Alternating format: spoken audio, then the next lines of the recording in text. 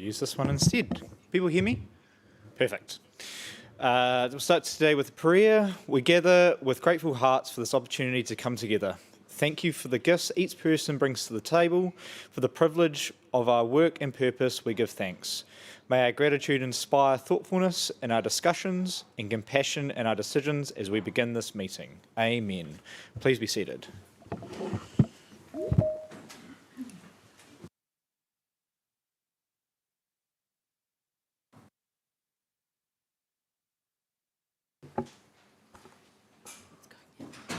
Cool. Looks like mine is going now. I'm going to turn this off because it'll drive me nuts. There we go. Lovely. Thank you all for being here today. Welcome to councillors, staff, members of the public, members of the media. It is great to have you here on this, what it looks like it's going to be a gorgeous, sunny day. I will call for apologies. Appear to be none. Councillor McKenzie, did you have some news you want to share with the table?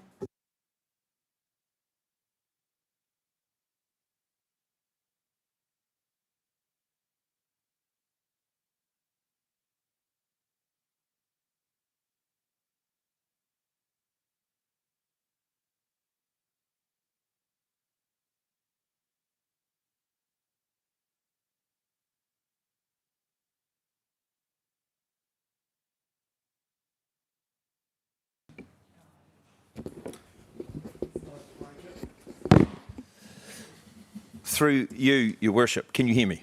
Cool. I have one of those situations today where I need to be in two places at once. So I'm going to ask to leave the meeting at 12 o'clock because I have to go and talk to folk next door, the young ones, the youth. And for that reason, I'm going to propose and ask for a change to our agenda this morning. I would like to have 9.6 brought forward, if possible. This is just so I can vote on this, some matters involved there, because I believe it's very important. That's 9.6 under items for decision. I would like to ask that we can do that, please. Thank you. Thank you for that, Councillor McKenzie. We will discuss that when we get to confirmation of the agenda later on, but noting that you want to discuss that before you have to pop it. How long are you thinking you'll be away for?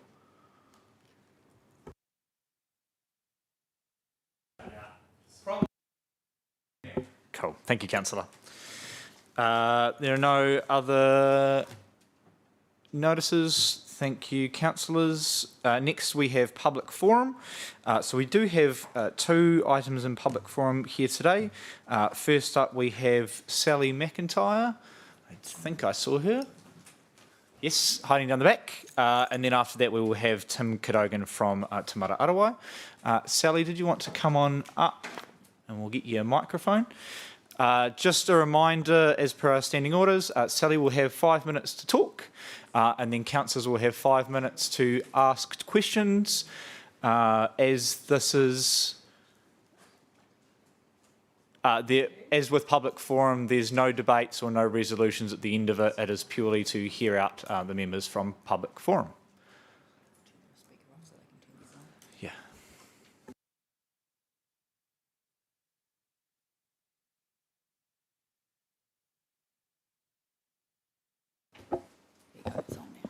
Right. Thank you. Good morning, Mayor and councillors. I wish to speak on three closely connected issues that many ratepayers are concerned about: financial transparency during the LTP 2534 consultation, the absence of effective independent oversight through the Risk and Insurance Committee, and the Council's debt trajectory. I have handed out copies of the report I sent to former Independent Audit and Risk member Michael Chamberlain in October 25, which he confirmed he forwarded to the Chair of Audit and Risk for discussion at the February 26 meeting. The report highlights unconsulted changes to funding policy implementation. The UAG proportion was reduced to around 22% from the previous agreed 25% cap. Mataura Ward targeted rates for shared services, roading, pools, event centre, libraries, property have fallen to near zero in 25-26. These changes have increased the share carried by capital value-based general rates, disproportionately affecting higher value properties. Both rural farms and commercial ratepayers pay more, even though rural ratepayers self-fund their water and sewage, and commercial properties already contribute heavily through targeted rates for urban services. The LTP consultation document offered mainly high-level summaries without detailed draft forecasts or funding breakdowns that would have helped ratepayers better understand the trade-offs. These matters should have been scrutinised by an independent audit and risk committee, reviewing LTP assumptions, risk registers and debt strategy in open meetings. I note recent councillor feedback that the Risk and Assurance Committee has now been reformed. The first meeting was a closed workshop last week, and the next is scheduled for 28th of April. However, this means there has been no independent financial or risk oversight for the first 6 months of this council's term. The committee will meet only bi-monthly, and there is no dedicated finance portfolio, meaning no councillor is formally responsible for leading financial discipline or debt oversight.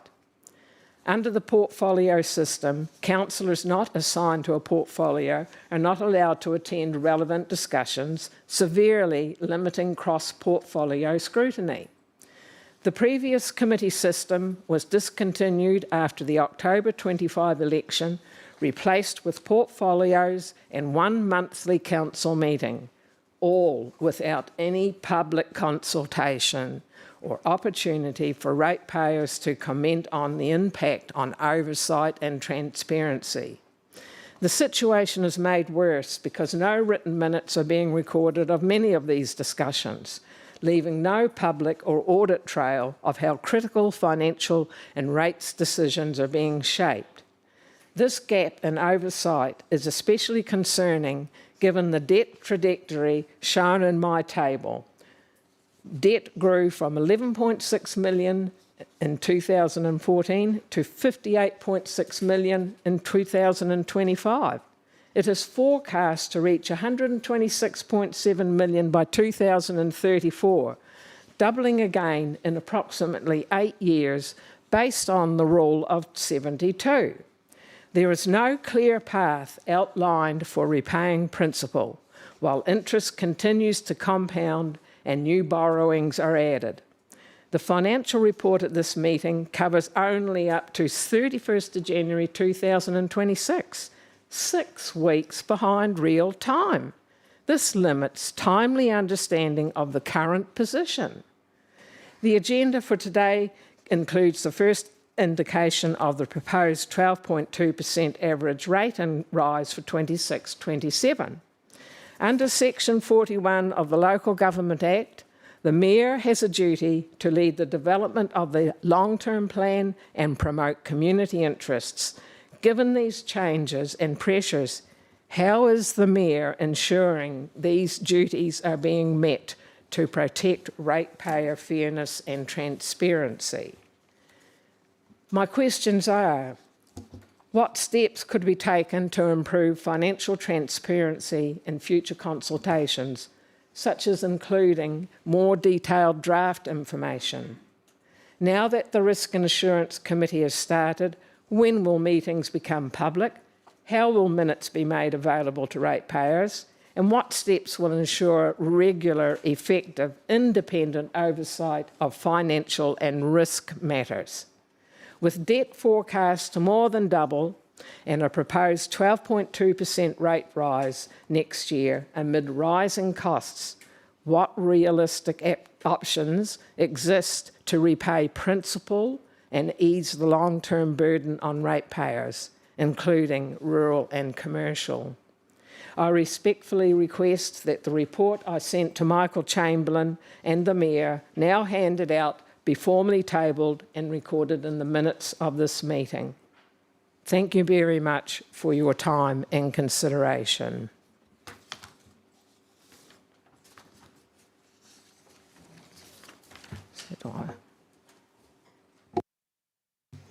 Thank you very much, Sally. questions. We have 5 minutes for questions now. Councillor McKenzie.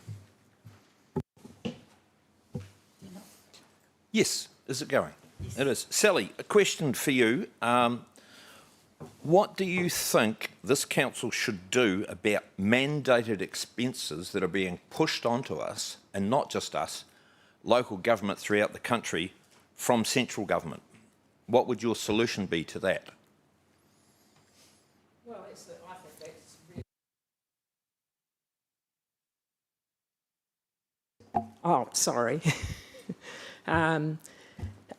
Sorry, now I've lost my track of thought. But well, yes, that's not helping, but there's certainly that's just one thing that's being overlooked.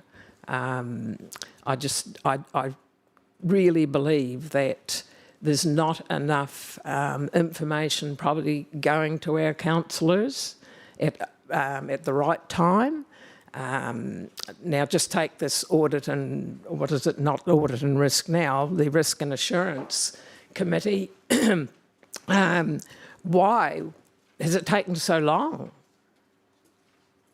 to be formulated? And I don't see any announcements of the committee, and I've looked on the website just trying to see when a meeting would be held, and I was a bit disturbed when I saw the February, what was the old meeting, was no longer showing.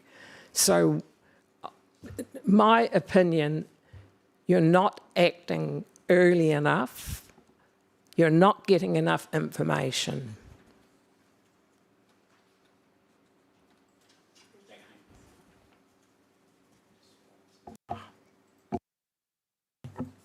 Councillor Coates.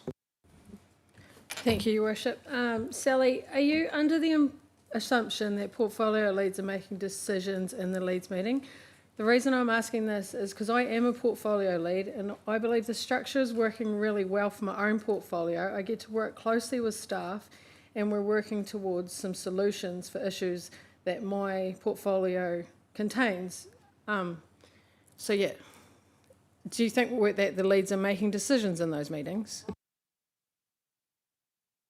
Decisions, because I don't think you're able to do that without a properly constituted meeting. Thank you, Sally. Councillor Stringer.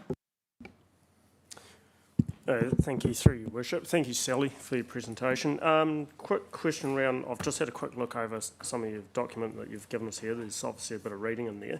But you make comment about the UAGC being at 25%. Do you have any thoughts around raising it, lowering it? What's your backing behind it?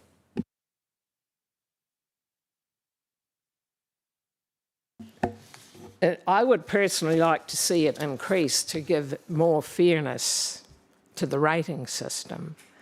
Because, as I said, the more that goes on to capital value is affecting likes of rural, higher capital value properties and the commercial. So we can't do without. And I don't think there's fairness. I think there's got to be a certain amount of fairness in the setting of rates. We can't assume that people say, what I'm trying to say is that just because you own a farm, that you're rolling in millions, because you're probably rolling in millions of debt, and that debt has to be repaid, which Gore District Council debt, there doesn't seem to be any formula for how they're going to go about that. I think they're just relying on rates to increase, and to be honest, the community cannot afford that. Thank you, Councillor. Thank you, Sally. Councillor Cubitt.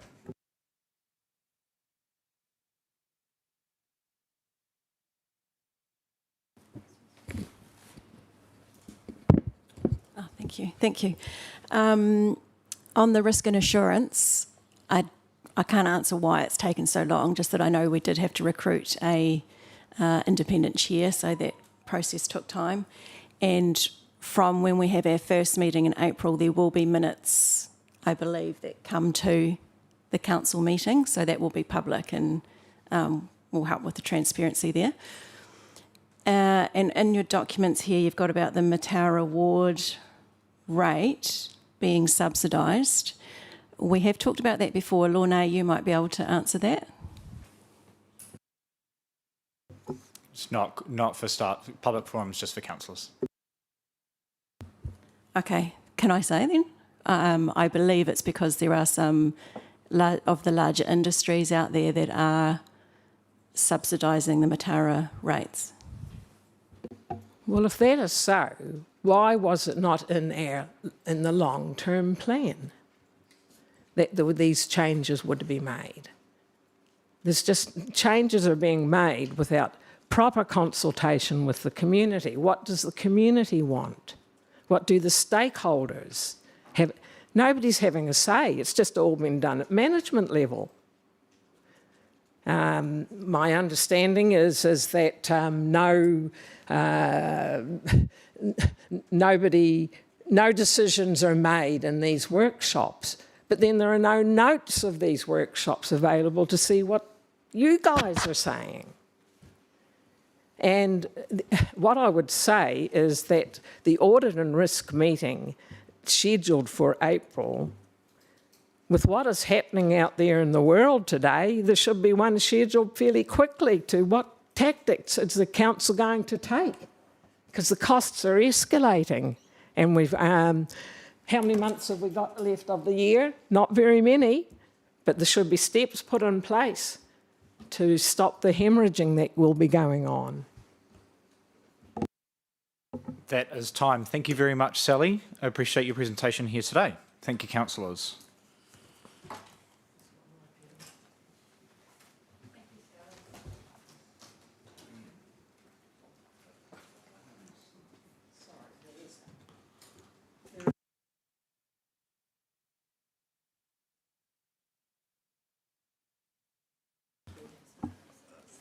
Is it now?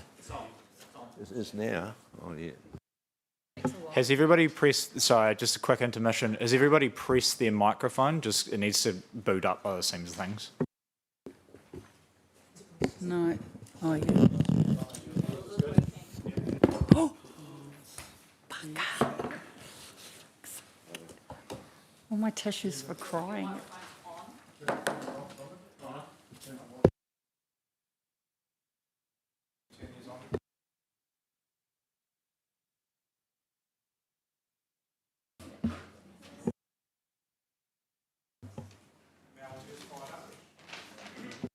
Oh, yep, now.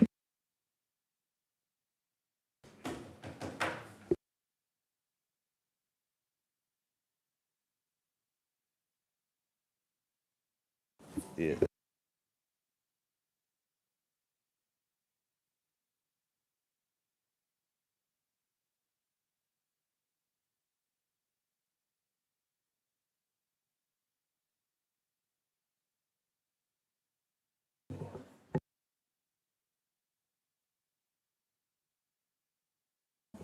Yeah, I'm good. Yeah, mine's going.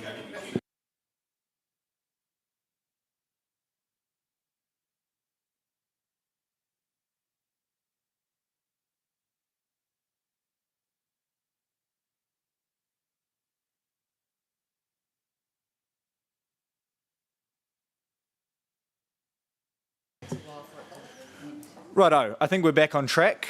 I will now hand over to the amazing Tim Cadogan, who will lead us through a thrilling presentation on water. Your Worship, I don't know if I've had an introduction like that. I don't know how to react, although it was very useful to have a demonstration of what can go wrong with water put on by your council right before our presentation, so thank you for that. Tēnā koutou councillors and tēnā koe Mayor Ben and CEO Debbie, great to see you as well.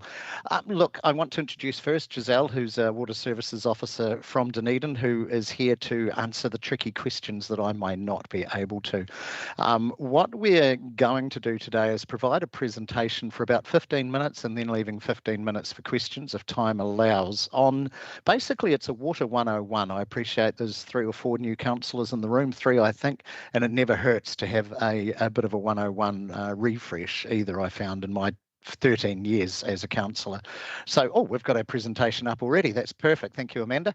So if that was Amanda who worked that magic. So look, Taumata Arawai, you're probably familiar with us. We're the Water Services Authority, and we came into being as a consequence of the Havelock North water situation back in 2016. I'm sure you're familiar. There were 5,000 people made unwell, sort of 40 put in hospital, and it had a hand to play in the deaths actually of 3 to 4 people, all through drinking water out of a tap supplied by a council. It's as bad as things can get, and as a consequence, rules were enforced, and Taumata Arawai was brought into being to make that happen. Now, in doing this presentation, I've had a number of people challenge me and say, "Oh, come on, Tim! It's now 10 years ago, come this year, that Havelock North happened. Let's move on." So let's do that. Let's move on to the next slide, please, and we'll update you on some recent happenings. Whoops, one back, please. There's that beautiful mountain scene. Thank you. So this is, to emphasise firstly, a private supply. It's not a council supply, it's a private supply, but it does demonstrate what can still go wrong in this country. This is in Canterbury. It's a camping ground, and in September 2025, it got an E. coli bug in its drinking water. Now, E. coli is actually used as an indicator species in water safety because it indicates essentially that you've got poo in the water. If you've got E. coli there, you can be pretty rest assured that it's come from either a cow or a person or a sheep or a bird, feces getting in the water. It's used as an indicator species, and that's referred to as that because it indicates that, and you can almost guarantee that there will be other nasties in the water if E. coli's there. It's just probably the easiest one to find. Now, most E. coli is pretty harmless. It's a bacteria. It's in all of your intestinal guts at the moment, but it comes in many different shapes and sizes. E. coli is a group, and the particular type of E. coli that got into this camping ground water supply in September last year, unfortunately, was a very nasty one. A group of school kids came through, a school camp came through, and a lot of kids got really sick, and some very, very sick. 6 were hospitalised, and one poor wee tot was in hospital for 10 days with concerns about their ongoing kidney function as a result of drinking water out of a tap in New Zealand. So pretty bad. Every week we get the E. coli notifications come into Taumata Arawai from council and private suppliers across the country, and we can see how things are tracking. So just to update you on where we got to last week, and keep in mind that this is not every supply is tested every day or every minute. Some supplies are only tested every 3 to 6 months or whatever, depending on their nature. So it's a snapshot in time. Last week in New Zealand, we had 10 supplies that had E. coli, therefore fecal material, in their water. That's 10 supplies across the country where the risk of getting sick was really quite heightened. Now, last week, none of those supplies were council supplies, which is a good result. The week before, 4 of them were council supplies, 4 councils across the country. That's quite a bad outcome. Normally there's one a fortnight sort of from council supplies. So really, I may be labouring the point, but the point I want to make is we do have a bit of an attitude still in this country of, hey, we've got some of the best water in the country, hear that every day. There's nothing to worry about. She'll be right, the good old Kiwi attitude. It doesn't apply to drinking water. Most of our water is good most of the time across New Zealand, but not all of it is good all of the time, and that's why we are here to try to get us to that point where you can safely drink the water wherever you are. Next slide, please. So how do you have good drinking water? Quick overview of Water 101. Source water protection is crucial. The better your source water, the better the treatment process is likely to work. And from a council perspective, the lower cost, the better your source water is as well. And keep in mind that it was infiltration of the source water at Havelock North that was the start of that outbreak. Filtration's really good at removing an awful lot of pathogens. It's also crucial, particularly with surface water supplies, for the next stage, which is disinfection. Disinfection comes in 2 forms, either chlorination, which has been used for over 100 years in council water supplies across the world, or UV treatment, which is more of a modern treatment. And then secure distribution. Really crucial that your pipe network is in as good a shape as it can be, because pretty common sense. If water can get out, bugs can, particularly in low pressure situations, get in. Next slide, please.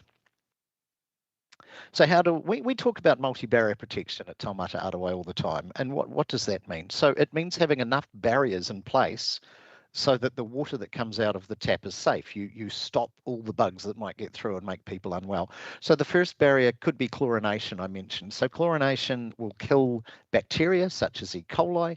It will kill viruses such as norovirus. But what it won't do is it won't kill protozoas such as Giardia or Cryptosporidium. So that's your next barrier, which is a protozoa barrier, which is utilizing UV light. The next barrier that we would utilise is residual disinfection. You remember I talked about the pipe network in the previous slide. Well, residual disinfection means that you've got a very, very small amount of chlorine that will travel through the pipe network so that the last tap on the pipe network is going to have a safer water in the first tap. That chlorine residual dose is there to kick out any bugs that might come along the way. Next slide, please.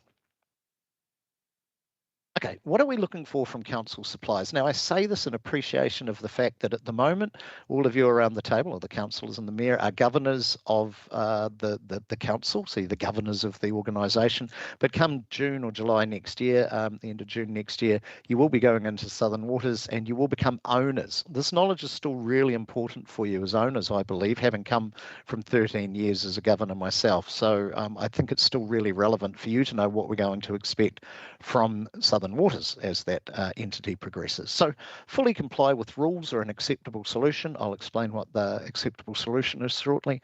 Fully comply with the standards, respond promptly to safety risks with appropriate action. So put a boil water notice in place if the water's getting a bit turbid in a heavy rain, or if there's another, as you did with the nitrate situation last year, very quick response to stop people drinking the water and to fix the problem.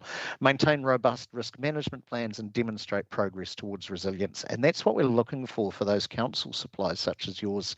Be resilient to disruptions by 2028. So a lot less boil water notices or other problems. Basically, the system should work well almost all of the time. Next slide, please.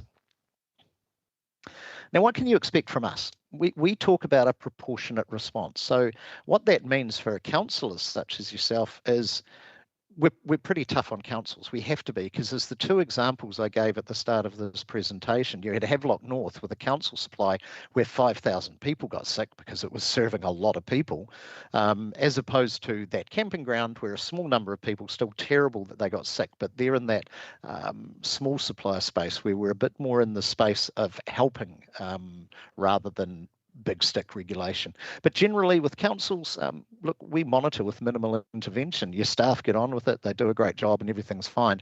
But as you have a rural component to your council area, there's not a lot. I'm not too sure if you've got many private supplies in your area, but one thing that I just want to touch on that can happen is that we can get into an enforced space that might not be the council's problem right at the outset, but can become so. And that, ironically, I just got an email from the Mayor of the Far North that came up as I said this. The Far North District Council last year, we were put in a position with a water supply up there that had completely failed, where we had to say to that council, look, sorry, you're going to have to take it over because you're the only operation that can realistically do it, and your people are not getting they weren't getting any water out of the supply by the end of it. So it's something for councillors to keep in mind. If you do hear of private supplies that are struggling, get them to talk to us early. We're there to actually help these supplies get on track rather than, come in with a big regulatory stick. Next slide, please. And we have a team to help with that. This is our community supplies team. So if you have any of those groups on the side there that are struggling, a community hall or facility that you're not operating, perhaps a mixed-use rural supply scheme or a marae or whatever, just get them to get in touch with our people, or Giselle and her people in Dunedin are there to help as well. What I'm trying to say is, with small supplies, even though it sounds a bit of an odd thing to say, we're from Wellington and we're here to help, we actually are. Next slide, please. Okay, the drinking water quality assurance rules, not going to touch on these for very long at all. They're the rules, as the name suggests, that tell you how to operate centralised supplies. They are having, we consulted on them last year with some tweaks, just if the staff in the room are interested.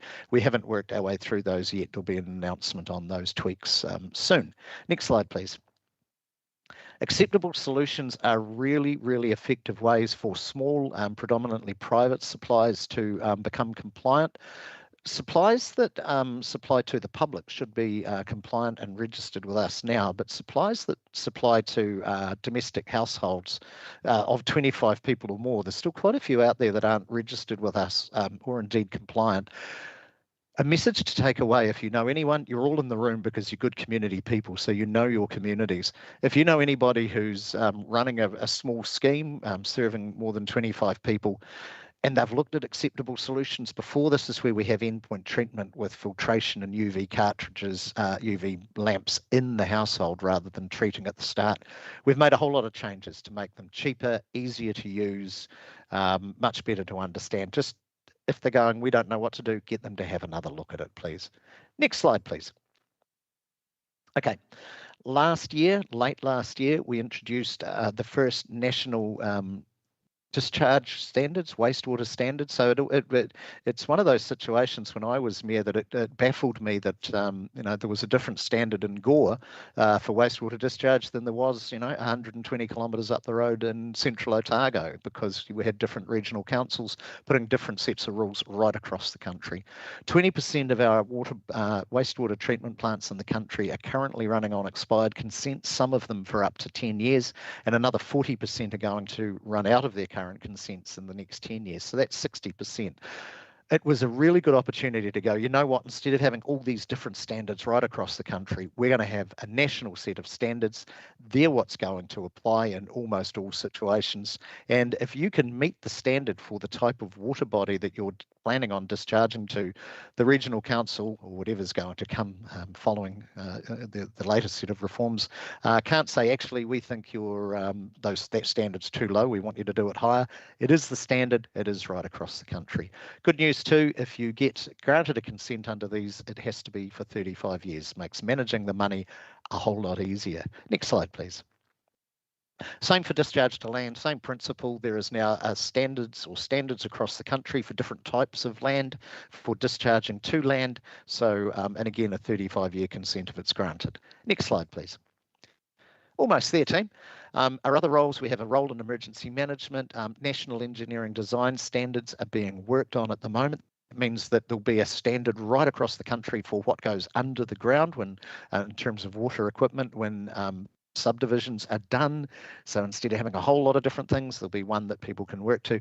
And we have a role in stormwater, although quite a limited role at this stage. Next slide, please. Almost there. The two reports on the left here, the drinking water report and the regulation report and the National Environmental Performance Report, are absolutely golden for councillors and as you move into becoming owners to be able to look and see how you're tracking compared to the rest of the country. The National Environmental Performance Report, for instance, has league tables in the back, and I can look at those league tables and say, hey, your water usage per house in Gore is just slightly above the median for the rest of the country. Quite good for you to know, because if you had something that was out of whack, you'd be able to say to your staff, or in future, as owners, the question would be able to put to the CCO or the water organisation, why is it such and such? It empowers and enables your knowledge. And the compliance monitoring and enforcement strategy, well, that's just what I've been talking about over the last 15 minutes or so. Those two on the left, they come out every year. They'll come out around the middle of this year. So before we go to questions, Giselle, was there anything you wanted to add to that? No, team, thank you so much. You have summarized everything really well. Oh, thank you very much. All right, questions then, folks. I'm back in your hands, Your Worship. Thank you very much for that, Tim. Councillors, questions?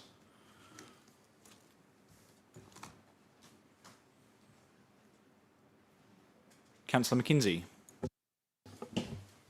Thank you for that presentation.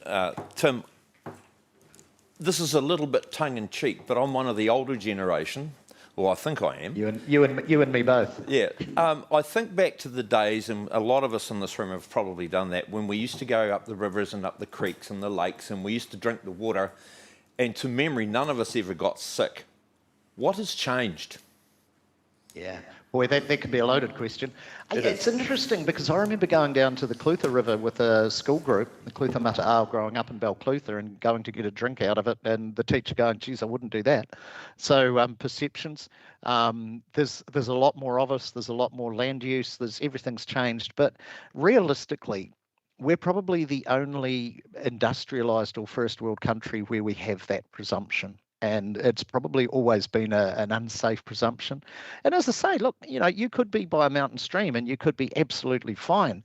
But what you might not know is upstream, there's a breeding ground for ducks and there is poo in the water. And one thing also that we find is people, when they get tummy bugs, they'll go, oh, gee, there's a bug going around, or, oh, crikey, that takeaway meal I had last Friday or last night has really upset me. Nobody in this country ever thinks, I wonder if it was that glass of water I had at my brother's farm. So it's really hard to know. But what we can see through those testings that we have, and that camping ground that I showed you, it's near the mountains. You could see the mountain in the background. It's a presumption in this country that you're going to be okay. And when it comes to having water for a lot of people, it's quite a dangerous presumption. Thank you. Thank you, Councillor. Thank you, Tim. Councillor Gardine. Tim, I'm dealing with rural schemes, and we have the acceptable solutions of putting the endpoint treatment in. When it comes down to each household, they have the choice whether they do it or not, and some just won't do it. And I can see in the arrows that you've got to get them to sign off that they will take responsibility. Where does that leave the committee or the directors of that scheme? Yeah, so look, what I'll do is I'll send you some further details on this because it's not really complex, but it'll be good to have it on writing. The situation is this. You as the operator or whoever's operating the scheme has to do their best endeavours to get people to take on the endpoint treatment. If at the end of the day they won't, then you tell us that and we go, okay, thanks, we accept that you've done your best. Because if you've got a scheme with 50 houses and 49 of them are doing it and the 50th one for whatever reason is going, no, I'm scared the filter's going to grow me a third head or whatever, what are you going to do? The whole scheme can't fall over because of one person. So that's part of the new acceptable solutions and the changes that we looked at, because when we consulted and talked with the rural communities, that's what we got told is, hey, some just won't do it. So there is provisions in place, and I'll send them to you, Councillor, so that you've got it in front of you of how you can get around that problem. There's also the question of the some people have the treatment in their houses already. As the standards changed with the alarming and the changing of bulbs, etc., do some of those old treatments have to be chucked out and renewed, or how tough are you getting? Yeah, no. So the good news is if they've got old equipment with the bells and the whistles and the alarms and everything, it's going to remain compliant. So there's two broad categories of endpoint treatment units. There's the validated and the non-validated.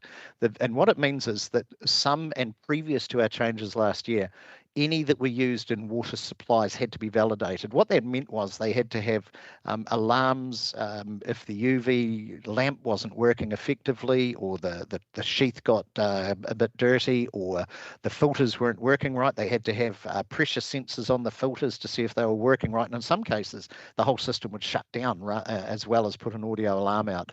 They are still required for public use because we need that degree of risk management, so to speak. But one of the changes we made, that kit starts at 10 grand minimum sort of area. One of the changes we made last year was to look at the risk profile and go, okay, if we're talking about a public space, yes, we need that degree of safety. But if we're talking about somebody's household, surely some of that risk can be passed to them. So we've allowed non-validated units to be used in the domestic supply, so that they generally will have a light that will tell you your bulb, your lamp's been used for a year. They don't have anywhere near the degree of risk aversion that the other ones do, but they start at about $1,200 as opposed to $10,000. So back to your question, Councillor Jardine, the ones that are in place now, if they were okay before, they're still okay now. They're probably over-specced now, but happy days. You know, people have got used to them and they're working fine. Thank you, Councillor. Good questions. Councillor Fraser, this will be the last question and we'll move on. Thank you, Tim. You were talking about risk before, and just to clarify for me, because across the country there'll be a lot of pipes that are got asbestos coating inside them, and that in itself carries its own risk. How are you going to mitigate that over the time? Because you can't just go in and replace it straight out, cost-wise. That is a really good question, and it's such a good question. I'm going to pass it over to Giselle because it's outside of my knowledge, that one. Thank you, Tim. I think in here we are just talking about risks, and definitely there are a lot of risks across New Zealand, and we cannot tackle all of those ones at the same time. So, right now, our focus has been in the multi-barrier approach that Tim just explained it really well. So, our focuses right now are just centralized in bacterial, protozoal, and residual disinfection barriers, of course, with source protection included. But in the future, we will start looking for some of the distribution zones and some of the risks that we can see in there. Right now, we just have backflow protection as in part of the rules. So it's just in a space that we haven't touched yet, but it's just pretty in the future. So yeah, it's just like a risk pretty much profile that we are just taking right now. Thank you. Councillor Stringer, no, you're happy? Cool. Thank you very much to you both. That was a great presentation. We will move on now. Thank you for jumping online. Thanks very much, Mayor Ben and councillors, and all the very best for you all in the term ahead. It's going to be an absolutely interesting one, so wish you all very well. Take care. Thank you, Tim. Moving on to point number 4, we have an elected member declaration. So what we will do is I will ask Neil St Clair, our new Matoda Community Board elected member, to come on up. But as you do that, just a round of applause. Congratulations for making it onto the Community Board.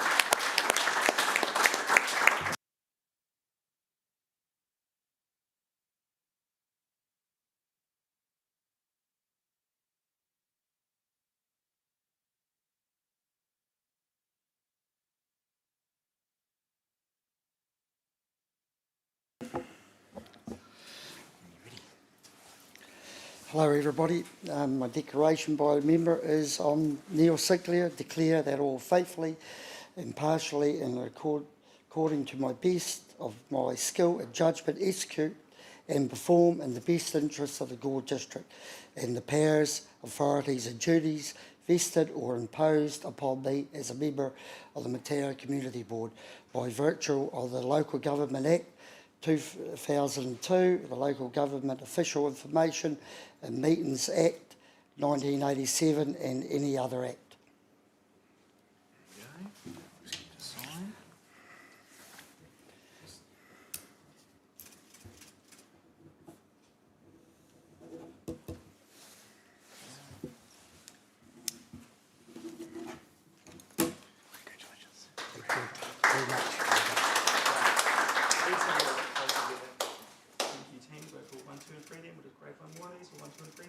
Lovely.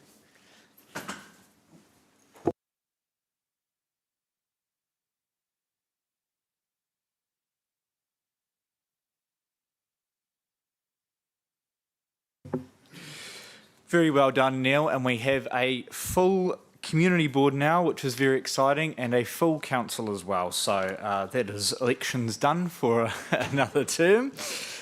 Moving on to confirmation of the agenda. So a couple of things to go over this time round. With the confirmation of agenda, members of the public will see that the reports for information have been bundled together into one recommendation. Now, this is an approach moving forward to make things a little bit more efficient, because there are reports that we like to get out to the community but don't really need to be questioned in some instances. Now, councillors are welcome and the members of the public are allowed to feed back to councillors to have these removed from the recommendation so that we can have an open debate and ask some questions about reports. So today has been asked the financial report, which is... I don't have the number in front of me. Let me find it. So 8.7 will be pulled out, and also the half-yearly update 8.6 will be pulled out as well. Councillor Phillips? Sorry, Your Worship. Do you want to go one step back as the conflict of interest, just in case there's someone... Yeah. Thanks. Apologies, Councillor Phillips. I did skip over that. Declarations of conflicts of interest. Oh, okay. Glad I didn't skip that one. Thank you, Councillor. Councillor Fraser? Thank you, Your Worship. In confidential business, the Matai Ridge update, I'll be removing myself from the table. Thank you, Councillor. Councillor Smith? Yeah, Matai Ridge update as well, conflict of interest to declare, but I'd like to stay at the table for the conversation if that's possible. Thank you, councillors. Muchly appreciated. Any further conflicts? Those are noted. Thank you. Confirmation of the agenda. We're all happy there. I won't ask, I will ask this time, but I won't ask in future whether there's any other reports that would like to be pulled out. Appear to be none. I saw some hands raised. Oh, yes, around what we might do, if it's okay with you, councillor, and other councillors, we'll keep 9.6 where it is, but if we're getting to kind of 12 o'clock, I don't want to move it and then you have to leave, if that makes sense. So we'll just make sure we cover it before you have to head off. We can move it up the agenda. Councillor McDonald, did you have a... That was the point? Lovely, thank you. Is that okay with everybody? Lovely, thank you very much. Moving on to 7.1, which is the unconfirmed minutes of the council meeting on the 17th of February. Any discussion on those minutes? Appear to be none. Could I just have a mover that we confirm these are true and correct record? Councillor Fraser, seconded by Councillor McDonnell. Any further discussion? I'll put the motion. All those in favour, please say aye. And against, that is carried. Minutes of the Creative Community Scheme. Councillor Coates. Thank you, through your worship. I just declared a conflict of interest around the Gore District Council application because events is part of my portfolio and it's not noted in the minutes. I can see Amanda adding that now. Thank you. Any other commentary on those minutes? Appear to be none. Could I please have a move that we receive those minutes and that we appoint Councillor McPhail and Councillor Coates to that committee? Councillor Phillips is the mover, seconder. Councillor Paul McPhail. If there is no further discussion, I will put the motion. All those in favour, please say aye. And against, that is carried. Minutes of the Matota Community Board on the 2nd of March. Councillor Coates. Thank you, through your worship. I just want to make note in public forum where Mike is quoted to say that it's $900 for the toilets. It's actually $900 per annum for the rates on the toilets. And second point, the Children's Day Story Walk was actually funded, it says it was funded externally, but it's funded by Te Manawa, and, which is through Active Southland. Just want to make note of that in the minutes as well, because Active Southland do a wonderful job with resourcing the council. And under 6.2, it was also requested that a new quote for the sunshades to be sought, because the board didn't think the $12,000 for a sunshade was acceptable. Thank you. Thank you, Councillor. I can see Amanda is jotting down her notes there, so we'll make those changes. Anything further for those minutes? I will look for a member that received those minutes. Councillor Coates, seconded by Councillor Cubitt. I will put the motion. All those in favour, please say aye. And against, The motion is carried. Thank you very much. Moving on to reports for information, we have the Environment Southland Regional Groundwater Nitrate Report. Like to welcome...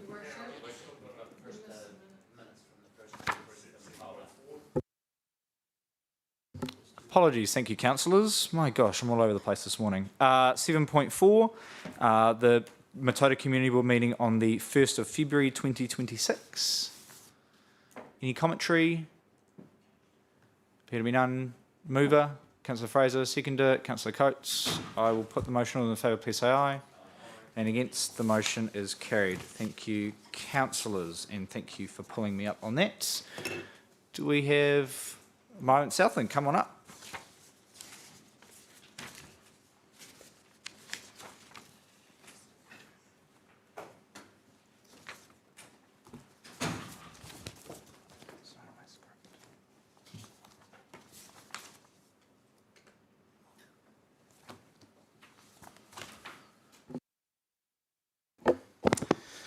Through you, Worship, I'd just like to introduce the two key people beside me. So on the far left, Karen Wilson, who's the General Manager of Science from Environment Southland, and Ewan Rodway, who's the Principal Scientist Freshwater, here to answer any questions around the report.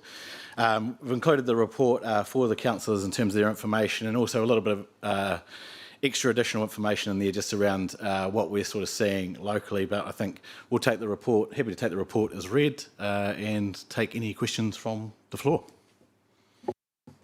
Thank you very much, Jason. Councillors, questions on the report?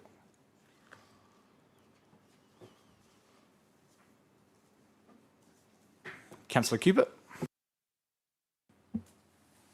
Thank you. My question just is specifically to the Gore nitrate spike. So on page 48, it mentions that Environment Southland did investigate that, but couldn't confirm how it happened. Do you have a specific report on that investigation to our nitrate spike? Because I think it would be good to see what was actually looked into, what was asked, what were the answers, just to give some reassurance to the community.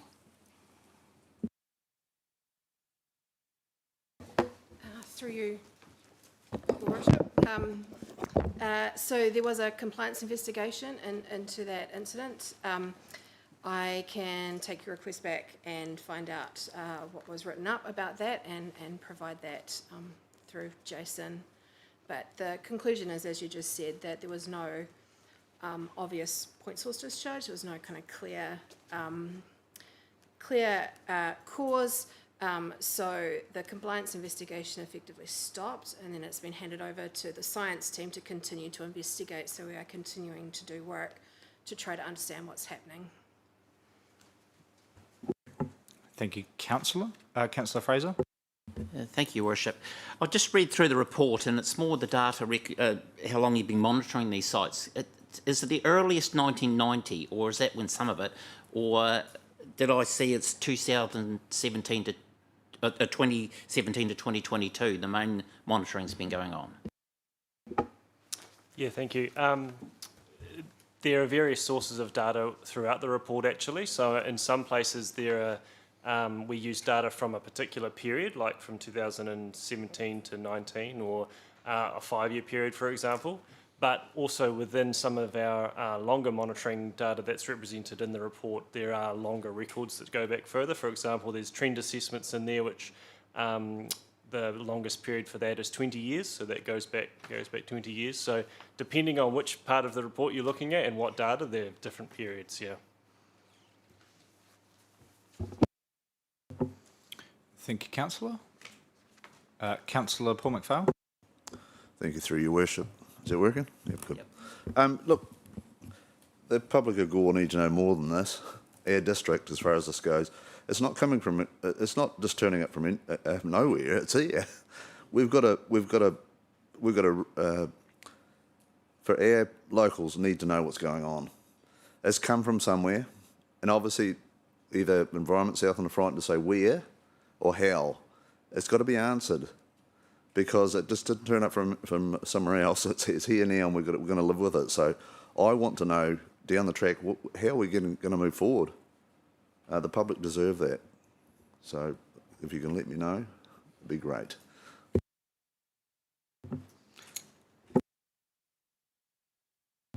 Sorry, I guess I will just add that the report at regional scale identifies that agriculture is the primary driver of increased nitrogen concentrations in groundwater over the long term and at a regional scale. And it doesn't identify particular industries necessarily within agriculture that are necessarily the causes from that, but identifies that agriculture as a whole and the system is the primary driver that we're seeing, and that's based on the regional and national literature. Thank you for that, Councillor. Just as a follow-up to that, so I understand that it's being handed over to the science team now for their investigation. Has there been any investigation as to why that side of the river where Cooperstown well is and the other side where Jacobstown is showing very, very different readings in terms of nitrate? Has there been any discovery as to, if it's a region-wide issue, how come one side is significantly worse than the other? Have we got any more information on that? So why the overlying land use is fairly similar, the underlying geology is quite different. But part of our investigation that the science team is continuing to do, we don't just want to look at Cooper as well, we also want to take a bit of a closer look at Jacobstown as well, so that we could be a little bit more strategic in looking forward as to whether or not there might be issues in the future for that supply as well. So the investigation that the science team's leading is not just limited to Cooper as well, because we do need to understand better the causes and what's happening there, but yeah, we'll take a wider look at the risk to all of the supply. Thank you. I'm going to jump in with a supplementary. What is the difference in geology between those two sides? Primarily, is it depth? Is it content of soil structure? What's the main makeup of that? So there's a few different things. So there's depth. There's the amount of lignite that's present. So gore lignite measures, which is a mixture of mudstone and lignite measures, underlie the alluvial gravels, but those gravels are at different thicknesses, and so there's also different depths underneath that. There's also different connection to the rivers and creeks as well. So there are it looks the same, but it is quite different underneath. So we can send you some information if you want that shows conceptually the differences between the two sides. But there is also some work that's been done. You may recall, I feel like it was about 12, 18 months ago, it's possibly longer, where we had Aqua Intel out who did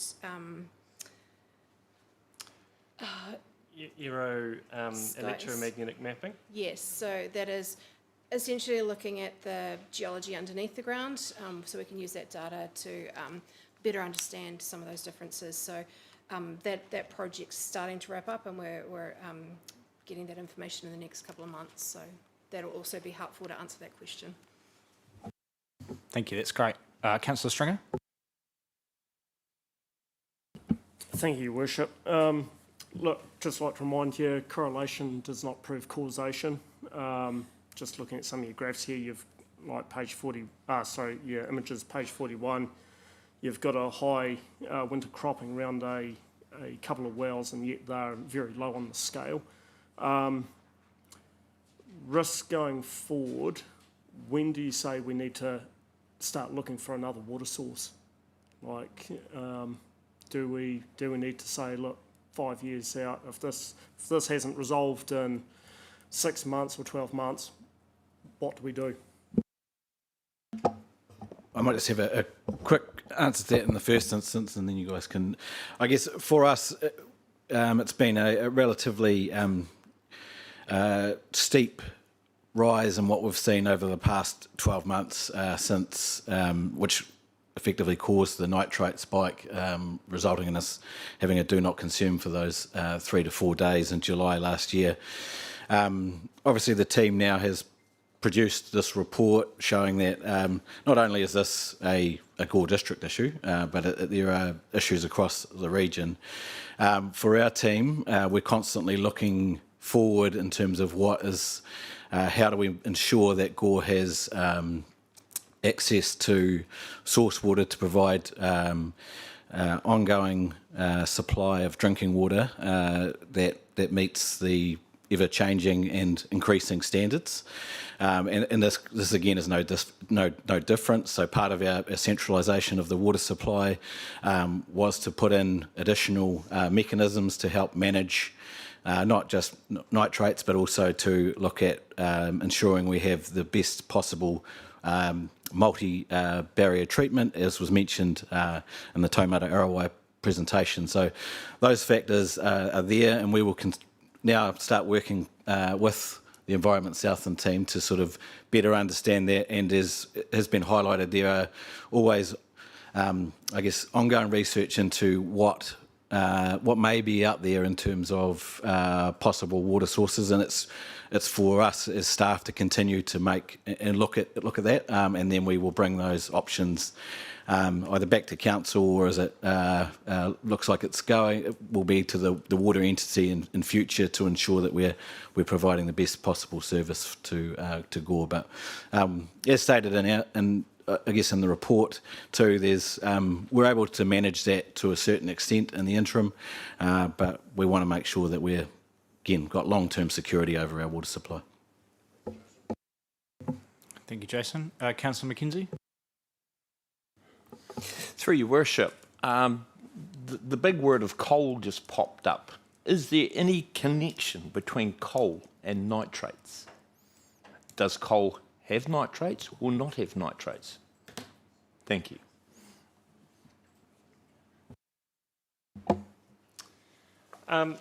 Yeah, good question. Coal and lignite measures, as mentioned before, do actually play quite a large role in actually regulating nitrogen concentrations in groundwater in some areas, not because it is sourced from the coal or because it is absorbed by the coal, but the way that the coal influences chemical reactions which happen in the groundwater, which can actually remove that nitrogen and turn it into nitrogen gas, which then makes its way to the atmosphere.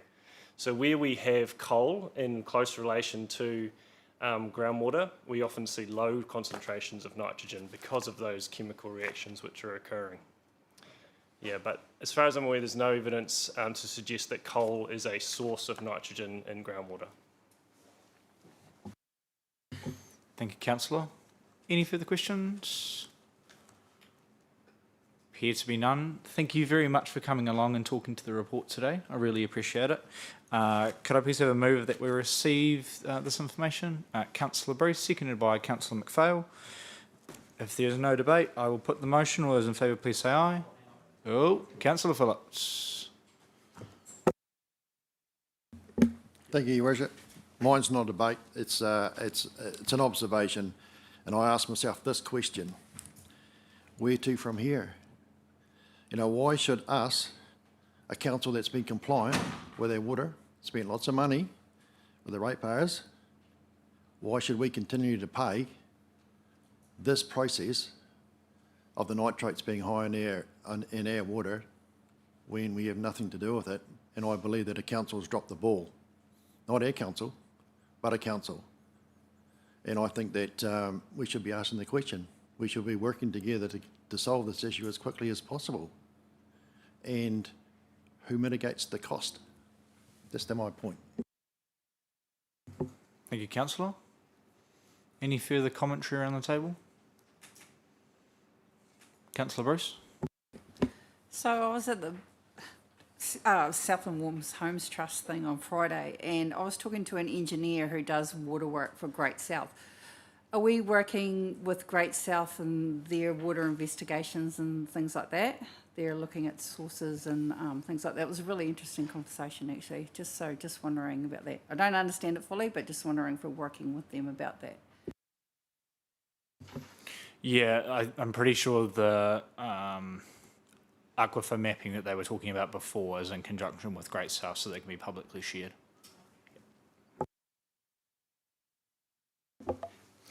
Just through your worship, yes, and it's become obviously with the report and the issues that we've had. Staff are working closely with Great South staff around that process, and as soon as we have information that may be beneficial, it'll be something that we bring in front of council as well, just to give you an update. Thank you, Jason. If there's no further commentary, Councillor Gardine. We should also be collecting information on the MVM well in the showgrounds and where the nitrogen sits. And we have a well on a hail site at the Betty's garage there. We need to collect information on that well. And there's a twofold problem there, is whether the nitrates are lower on that side because of the coal influence, and also it is south of the bridge, which gets it out of the Matara Conservation Order, so you can take more water. Whereas anything north of the bridge falls into that category, you can't expand your water supply. Thank you, Councillor. Any further commentary? I will put the motion. All those in favour, please say aye. Aye. And against? That motion is carried. Thank you, councillors. Thank you, Jason. Moving on to 8.2, which is the resolution to receive reports for information. So could I please have a mover that we receive and note the mayoral report, the council-owned assets disposal process, and the updates on the government reforms? Councillor Cupid moves, seconded by Councillor Stringer. Is there any commentary on those reports? I just want to thank Councillor Smith for his detailed report that was part of the mayoral report on the LNZ conference. I thought it was really thorough. And hopefully gives the community a bit of insight into what happens at those conferences. So thank you, Councillor. Also just want to make clarification for the community that the council-owned asset disposal process was workshopped with councillors. So this is the reason why councillors aren't asking any questions about it, is primarily because they thrashed that in the workshop. We just wanted to make that public of the information that we received. And the only reason it wasn't public at the time is because there was some examples that we used that were commercially sensitive, but those have been taken out, and the rest of the report can be put out there. Councillor Bruce? Can I just ask, as far as the asset sale thing you were talking about, in that discussion we were told that councillors could be liable for asset sales and stuff like that. Can we be given the information there regarding that? Because I think we need to be aware of how we're supposedly liable for mistakes made with asset sales. I just want the information given to us. Yeah, that's all laid out within the Act, but we can single that out for councillors so they're aware of it. That's fine. If there's no further commentary on those three reports, I will put the motion. All those in favour, please say aye. Aye. And against? Motion is carried. Thank you, councillors. Moving on to... Let me find my place.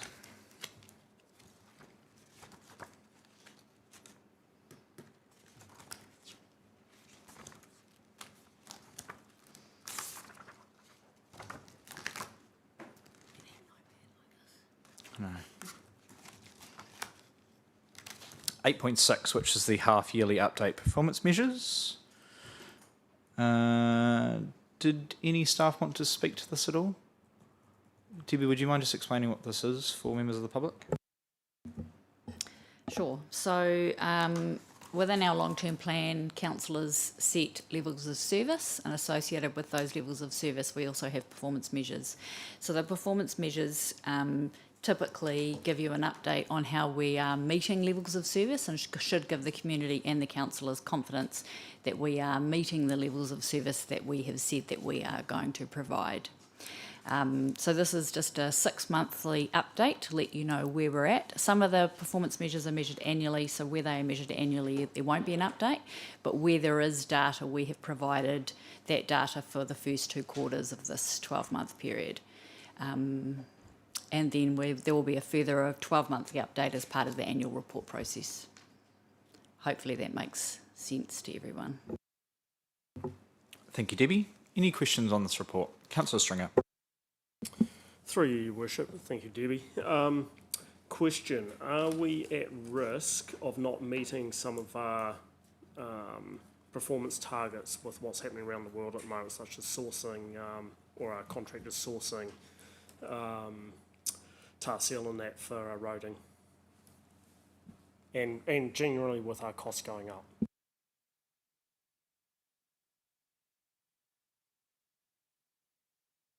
Should have done a mic test for staff as well.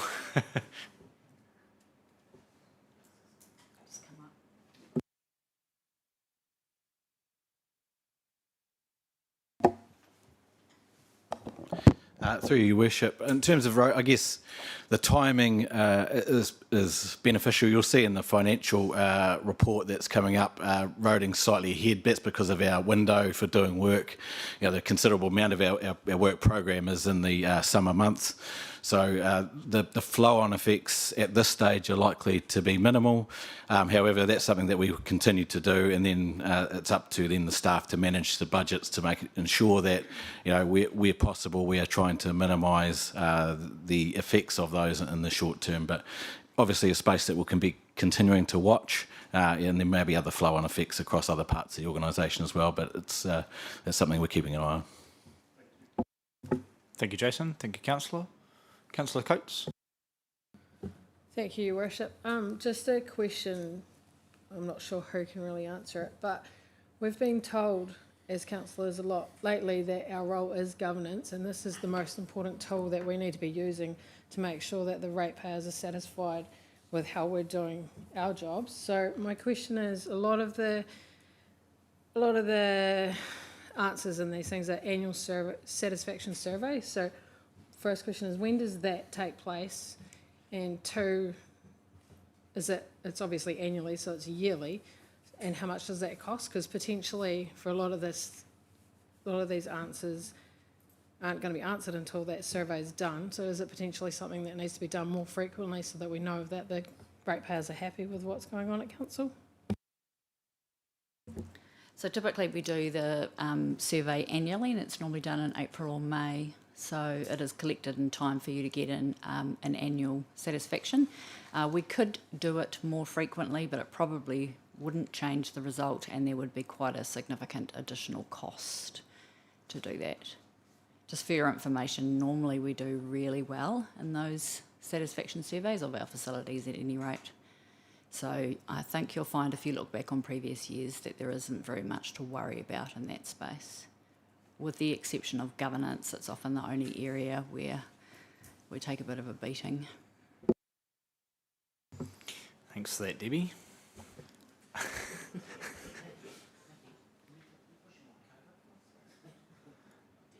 Any further questions?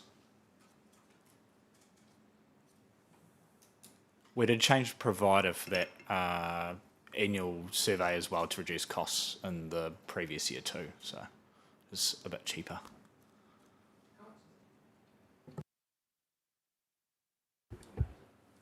It's down around about 25,000.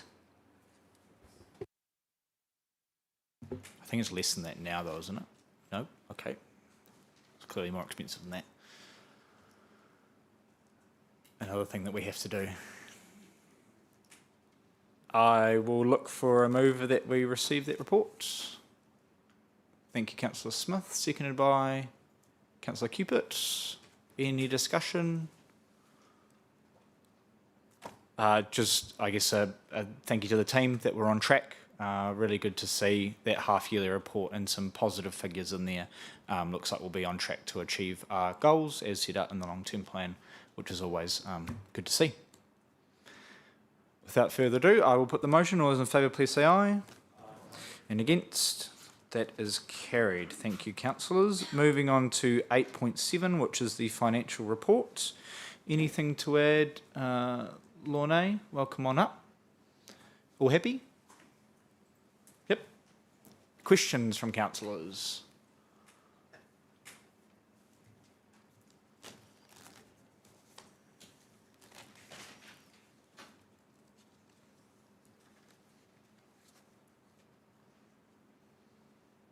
Councillor Gardine?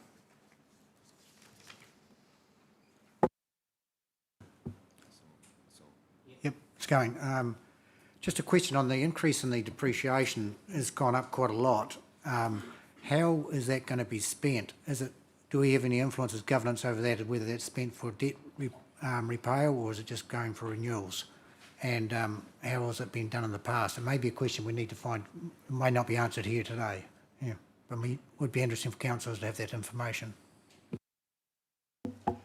Through Your Worship, the Council's policy is to pay for renewals first, and what is left over from depreciation that is rate funded goes towards debt repayment in the cost centres where there is a surplus of depreciation renewal. So one of the things that needs to be borne in mind is what is being renewed in that year, and also the fact that elected members last year chose to unfund some depreciation. So all that needs to be taken into account, and it's done at year end, and there's a balance brought up. So the balancing figure tends to go towards debt repayment for that cost centre. There's always ups and downs across cost centres depending on what growth, the level of service projects have happened, and what debt has been drawn down. So it is a balancing figure at the end of the year that we look at. But yeah, the policy is renewals first, and then debt repayment where we can. If I can just add to that, the depreciation's gone up because the replacement value has gone up, which means that the cost of renewals has gone up. So just because we're collecting more depreciation doesn't suddenly mean that we're flush with a whole lot more cash. It's basically giving you a more accurate cost of what your renewals will be. Thank you for that, councillor, and that answer. Just supplementary to that then, so if the depreciation is $1 million higher than what was budgeted, are we realistically going to do $1 million worth of more renewals than we were anticipating? It seems like a lot more work than what we were anticipating. Through Your Worship, we didn't actually rate to collect that money. That's the other thing. We have not collected that money. That's a depreciation cost that has gone up because the information for revaluations came through after the budget was adopted. We have not actually rated to collect that money in this financial year, so we do not have it to pay for renewals. Thank you. I did see some hands, but they're disappeared. Councillor Fraser? And on that depreciation, I know that Councillor Stringer asked for a depreciation schedule. Is that anywhere near? I know you guys are busy. Is it coming? We'll talk to Councillor Stringer offline to see exactly what it is he is looking for so we can provide the right information. Thank you, councillor.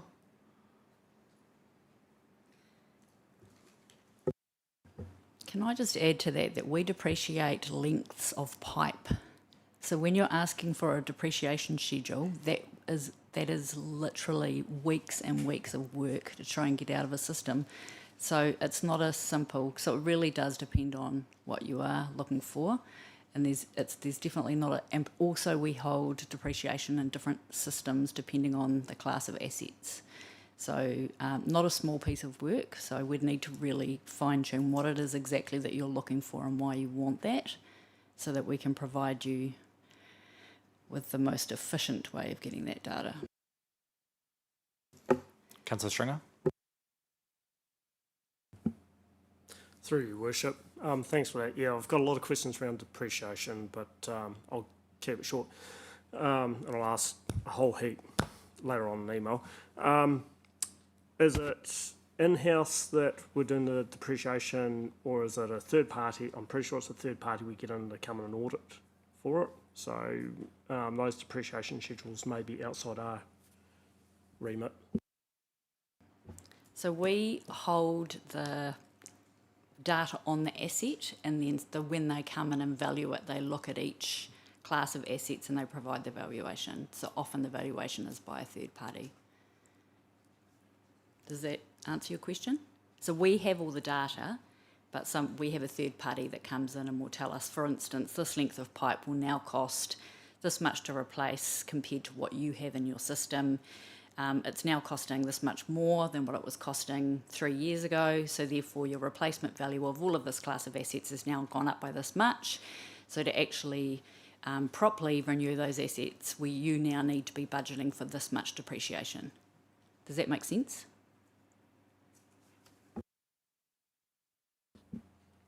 Yes, it does, but that brings further questions around the process, so another discussion. Thank you both. Any other questions on the financial report? Councillor Bruce. So the altitude project says here it was delayed. I'm just wondering why it was delayed, and did we not employ someone to help cover work for this to be done? The reason for the delay is that we were looking at two different vendors and we wanted to make sure we did our due diligence properly, so that took more time than we had initially anticipated. So we have done our due diligence, we have gone with our current product but moving it from on-premise to the cloud. This is an 18-month project, and at different times we will need different backfill to help us and relieve staff to do subject matter expert work, because there's a whole heap of testing that needs to be done. There's a whole heap of work that needs to be done in the background. So there will be, it is an ongoing project for the next 18 to 24 months. Thank you, Councillor. Any further questions? I will look for a move that we receive this report. Councillor McDonald, seconded by Councillor Fraser. Any discussion on this financial report? Councillor McDonald. Yeah, it's not really a discussion point, just to comment that we are running well below the budgeted deficit, but I think Lorna will agree it's timing differences, and sometimes things are very hard when you put them in and you're trying to do a project like her project changing over in the IT area. Things just are harder to do than you think and take a bit longer, and you're better to take that time and do it right than rush and make a mess of it and then regret it. So we are well behind, but a lot of it is timing. And we possibly, will we run a smaller deficit at year end, or are we going to catch up? That's the question probably. We do expect the deficit to remain positive. So we do expect a favourable variance at year end. There are some permanent timing differences or permanent differences there, like delays in recruiting staff and things like that. So there will be a permanent difference at year end. We will not get to the 5.9 or 5.3 million deficit that we had projected. Thank you, Councillor. Any further commentary on this report?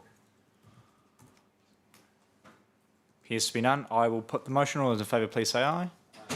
And against, motion is carried. Thank you very much. Thank you, Lorna. Moving on to our reports for decision, and I see the man of the hour has just walked in, so I'd like to welcome Bruce up. Bruce is the chair of the New Southern Waters organisation that we are setting up. He will be able to answer any of the questions that we have about the decisions in front of us. We've also got lawyers online, I believe. Yeah, we're just waiting for them to join. Lawyers will be joining any moment. Bruce, did you want to give a quick overview of kind of where we're at in your world at the moment? Sure. Well, good morning. It's lovely to be here. Where do you want to start, Ben? Where are we at? Yeah. Okay. Well, at the moment, Southern Waters has yet to be incorporated, and it encompasses probably about 4 of us in the office. But we have a establishment chair, which is myself. I'm a, for my crimes, former practicing accountant, but I've been in governance now for some time. Most of my career I spent in infrastructure, either governing it or transacting it or building it. Funnily enough, my first ever client when I was a young man in baggy pants was the power company down here. So I've spent a little bit of time in this area. I have spent the last 10 or 15 years in governance. I was the Chancellor of Lincoln University. I've chaired different organisations. I've just retired from the Board of the Highlanders, so there is every chance that we'll win this year because I'm not on it. Yeah, and don't worry, that was the Crusaders' last shot at it, I think. And I was appointed end of last year as the establishment chair of Southern Waters. Since that date, there has been a chief executive or a program director appointed, Fiona Smith, who's an Australian of significant background in the water industry from Australia. We're very lucky to have her. She's spent the last 3 or 4 months making me look very good. She has established a number of work streams around getting the company stood up. Those work streams are now progressing and we're starting to appoint people to them. But in the meantime, we've done a little bit of work quite a lot of work with the chief executives and others standing up what I would call the governance documentation for this business, which is the interaction documentation between the shareholding councils and the company, as well as standing up the constitution of the company.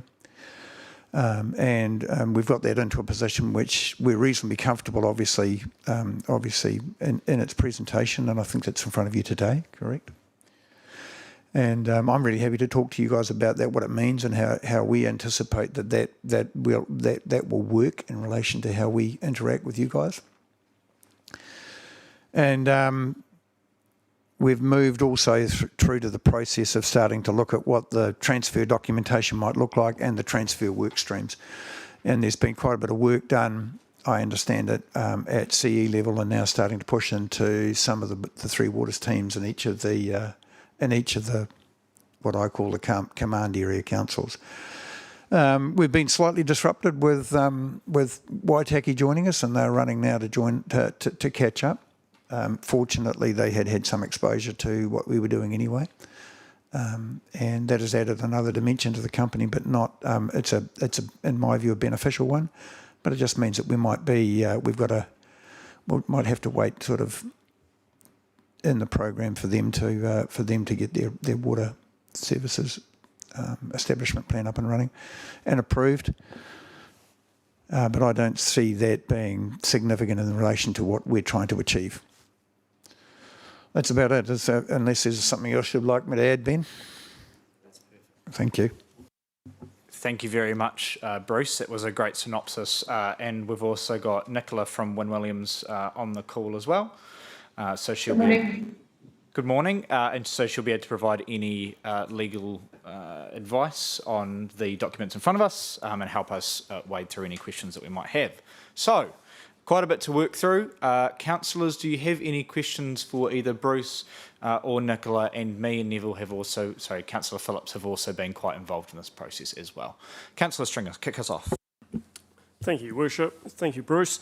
From your perspective, quickly, any risks or any unknowns or got-yous you might see popping out of the woodwork going forward? And second part to that is, are we well positioned to take on other water entities from other councils going forward as well? Two parts to that. First one, risks. In a business, in any infrastructure business, obviously the risk is in the asset, the condition of the asset. We have had some introduction to the asset, and we're getting around it a little bit. Fiona would be better placed to answer that, but I can't answer it because we talk on a regular basis. There are some parts of the asset that need attention. There are other parts of the asset which are really surprisingly very good. Interestingly enough, that would be the same across all of the 4 council areas. So there are bits that have been well stood up, and there are bits that need attention. And I don't think that nothing surprises us in that respect. We've got a little bit of resilience work to do in some of them. Obviously, from my perspective, I don't want to be Neil Leggett that was standing in front of the outfall in Wellington, having a conversation about what was going on there in this area. And that there is always a possibility of that when you're talking about assets. When you're talking about assets which have been stood up in areas which are, not sparsely populated, but more lightly populated and have been built for a purpose. So as we go around, I'm not frightened about what we're finding. I'm not surprised, but I'm also been really pleased as well. And there's been some pleasant outcomes here. Central Otago have yet to get through Clutha yet, but we'll see. Yeah. in relation to are we well positioned to take on others? It's an interesting question. The reality of it is that if people are willing and we're willing, then we're well positioned. The difficulty always comes with a coalition of the unwilling. And there's no transaction or no business that I've ever been in that goes well if you've got a group of shareholders or a group of people that don't want to be part of it and they've been forced together. So in my view, with the 4 councils I've seen, we are really well positioned for this amalgamation. And if we can gather momentum, we will be well positioned for another one, but it's unlikely to be successful if you get a shotgun marriage. That's the way I've always seen it. And impediments are put in place always in that circumstance. There's no legal arrangement that we can craft into place that protects us from someone wanting to act badly. That's not what I'm seeing here in the 4 we've got. So I'm really pleased with the 4 we've got. Mm. Thank you, Bruce. Thank you, Councillor. Any other questions? Councillor Gardine? Are you, Bruce, and your team confident of getting, for the transition that's going to happen in July, 1st July 27, and for all the loans and all the financial and asset transfer to happen in one day, or is it going to be spread over a time and between, auditors and accountants? It would be quite a job. I'm confident that on the 1st of July, we will have a balance sheet and a debt burden. We'll have that fairly established. That I believe is not easy, but because there's a lot associated with it and getting it valued and getting it agreed and getting it documented. I'm confident that the debt will be established. I'm confident that we will have a operating system populated with people. The bit that I think will take time, and I've said this to Deb and the CEs and the mayors, is that the bit that will take time will be the financial systems and the GIS, the General Information System. There's 4 different types of systems we're dealing with. Within there will be one that we will like and that we'll want to migrate to. But in the initial instance, in my view, we will probably end up with a bit of a contractual arrangement with the councils in relation to how that's administered and where the people sit in that. So I'm very confident we'll have a company stood up. It'll just be, we're not going to rush at it, because I think if we rush at that, we'll end up with poor information and bad systems. So that's where I think we will. If Fiona can do it faster, then I'd be delighted, but I'm not going to push her at that area. I think that one would be something where we would actually make, it's better to cut, measure 5 times and cut once in that respect and get it to work properly. So what is it going to look like on the 1st of July?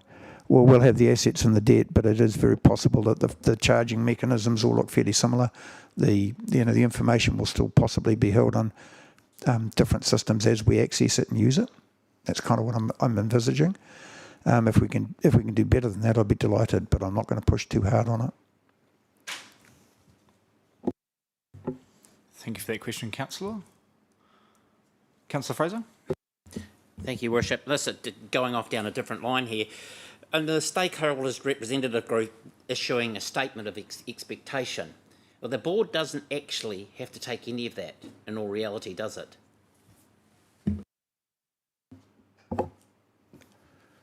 Be silly not to.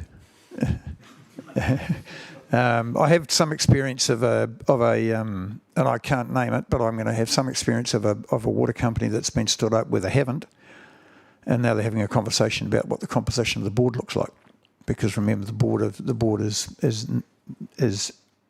entirely at the discretion of the shareholder group. So, in my mind, we would be very churlish if we completely ignored the expectations of the shareholding group. So, by and large, our water services agreement that we're going to table will reflect the expectations of the shareholding group. If there are any issues which will need attention, they'll be well socialised beforehand with that group as well. For example, if we find an asset requiring urgent expenditure and urgent attention, then we would have already socialised that well, and it'll probably be known anyway within this group, within the 4 council areas. So yes, the answer probably is yes, but from my expectation and my experience, we'd be silly to operate otherwise. Thank you, Councillor. Councillor Cupid. Shareholder group, you mean stakeholder representative group? Yes, sorry, my mistake, because there has been a widening of that group to incorporate the iwi partnership and the rural partnership as well. Yeah. So further to that, would it be possible to have at least 2 elected members from each council on that group? Because I feel I'm a bit concerned that we're losing local control just from some of the wording, like where it says that, you know, councils are held at arm's length and elected members even more. So.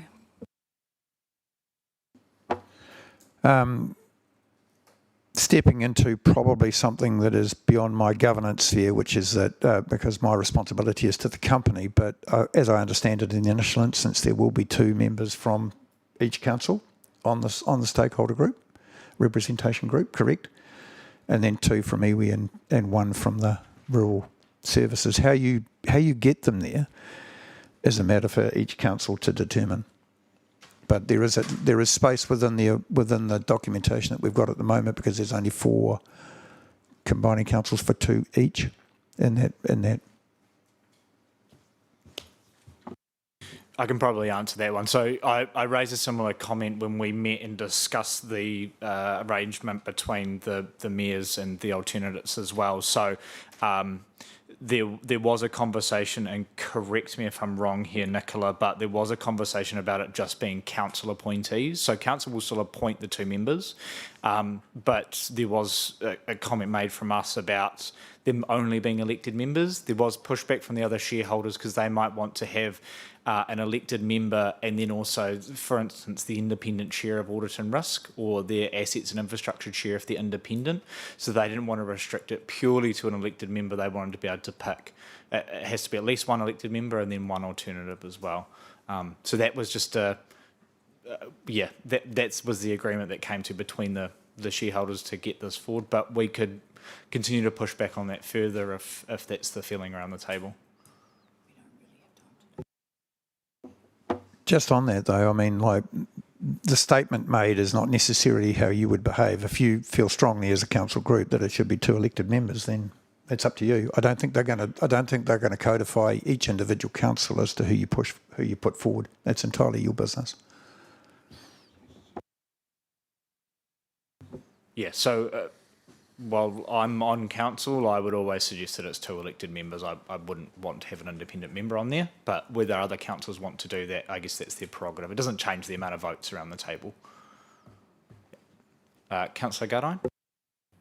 I did notice that if you grew the business and encouraged more councils to come on, it would go down to 1, and there'd be 1 from iwi as well. Yeah.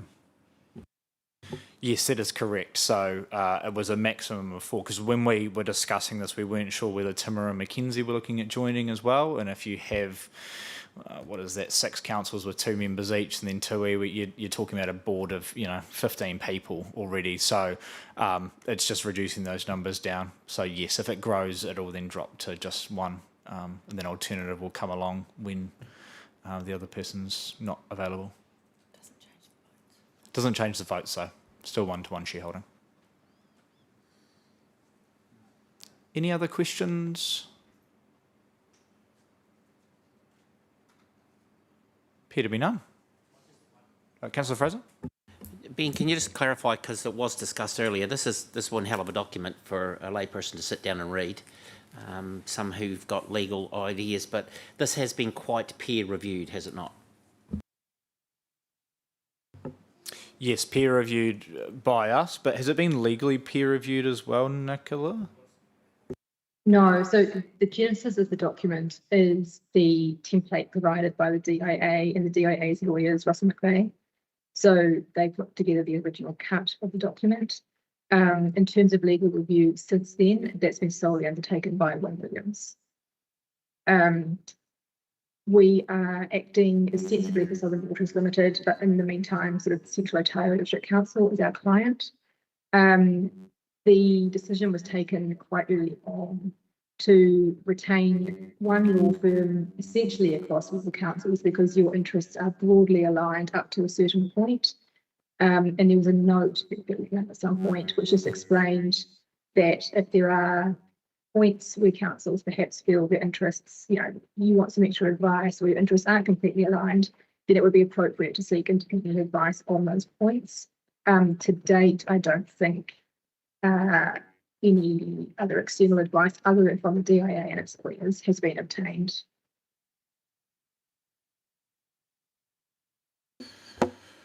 Might be able to add some context here. Both Fiona and I have done a lot of work in this particular area. If you wanted to concentrate your activity into one space, then probably I would be inclined to suggest that the Constitution is pretty generic, and it is as presented. It is the SRG establishment documentation that you should spend your time looking at.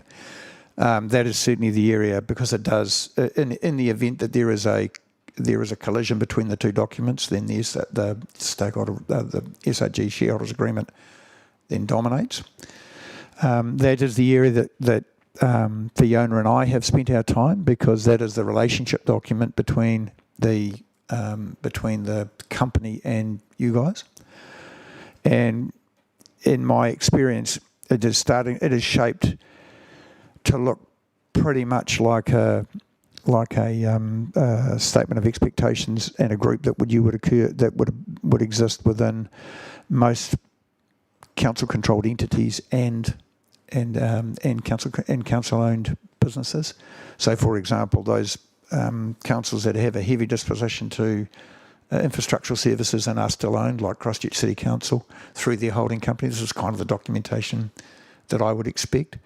And it looks, there are a little bit more, there's a little bit more specifics in it because the DIA has mandated that, but we've pushed a bit out and kept it at a higher level, so the interaction is much like you would expect a shareholder to have.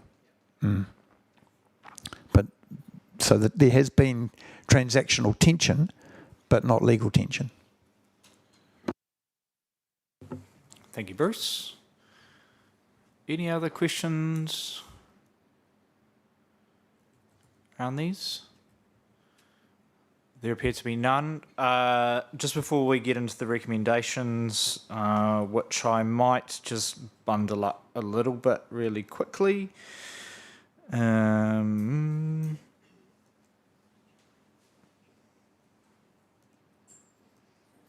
Yeah, let's just bundle them up slightly. And the reason why I'm doing this is because they're kind of three different things. I assume that the results will be more or less the same, but let's just do it anyway. So A through D is primarily around bringing Waitaki in, which I believe we're all happy to do.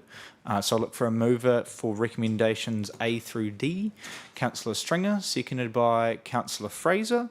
Is there any discussion on Waitaki joining Southern Waters? I'd just like to simply say welcome back. Yeah, or they send us a box of chocolates, I'm not sure. And also just welcoming anybody else into the tent once we are set up as a CCO as well. Happy to go bigger. Without further ado on that one, I will put the motions. All those in favour, please say aye. And against? Those are carried. Thank you, councillors. Next is around setting up the structures, and so I'm going to do E through J because I need to edit K. So E through J, which is essentially setting up the entity and grabbing some of those Class A shares. Could I just have a mover for E through J? Councillor McPhail, seconded by Councillor McDonald. Any discussion on that? Councillor Stringer? Yeah, just quickly, Your Worship. Just noting the use of the word Class A shares. So where that is, yeah, I know we're going to have Class A, but is that meaning there's going to be another shareholding underneath of Class B shares that mature or something like that? Is there a framework around that somewhere? Nicola, did you want to answer that one? Sure. So yes, correct. There will ultimately be 2 share classes. So initially on corporation, we issue the Class A shares, which are the voting shares, and they're issued on an equal basis. So each of the 4 councils will receive 100 voting A shares. You will subsequently each be issued B shares, which are non-voting. They carry no rights other than rights to basically get back assets which were contributed by each council to the company in the event that there's an exit or the company is disbanded for any reason in the future. So when each council transfers its debt and its assets into Southern Waters Limited, it receives back a number of non-voting B shares. So this would be sort of July next year, which equate to essentially the net value of the assets that it is putting into the company. Councillor Stringer?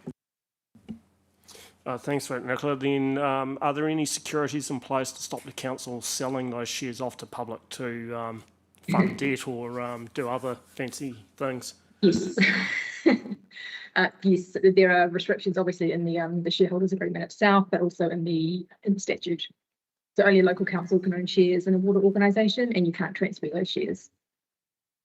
I can just add, if you have a bit of a look through it, it requires the consent of all others. So for not only does it require the consent to sell them, it also requires the consent to add of 100% consent to add someone else as well. So. Good question, Councillor Stringer, and thank you, Nicola, for that answer. For those who didn't put two together, we would probably be the lowest shareholding of Class B shares because we have the lowest cost assets out of the 4 councils, but we still hold equal shares in terms of voting rights, which I think is really important for us. Oh, yeah, Bruce? Just make the point that prior to, though, we will have a independent organisation do evaluation of all of the assets. It's important that we understand that we're all coming off the same base. There is the possibility that we've got different kinds of valuations sitting in each council's book. Some could be a DRC, some could be a historic cost. We want to get them all on the same footing. And I'll also make the point is that while it's important, it appears important coming across in the initial instance because it is the allocation of your B shares, over time those asset values will obviously change as we invest in different areas at different rates. So for example, we could actually invest heavily in the Gore area, improving the value of those assets over time. It's probably more likely if this thing unfolds that you'll probably get back the assets you put in. It'll be more the physical identification of the assets as opposed to the value. That's the important bit. Because we're unlikely to be able to unwind it and give back cash. We'll probably unwind it and give, if we ever do, give back the assets. And look, I don't envisage that happening, but that's how this is probably likely to work. Thank you, Bruce. If there is no further discussion on E through J, I will put the motion. All those in favour, please say aye. And against? That is carried. Thank you, councillors. Next, we'll handle K through N, which is the rest. The only adjustment to recommendation K is to appoint myself and also Councillor Phillips as the 2 representatives to go on that shareholders representative group. Is that okay with everybody? Councillor Bruce? How did that decision come about? Hasn't been decided. It's just that me and Councillor Phillips are currently part of that group, but I'm happy to have someone else put up their hand and want to go for it. That is absolutely fine as well.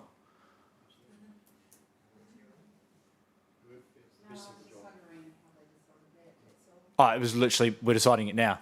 I was just suggesting those 2 names because those are the 2 people already on, but I'm happy to take other nominations. Councillor McPhail? To be fair, you've been involved right from the start, and we actually decided, well, way back that you 2 were involved. So I think it's a logical decision, in my view.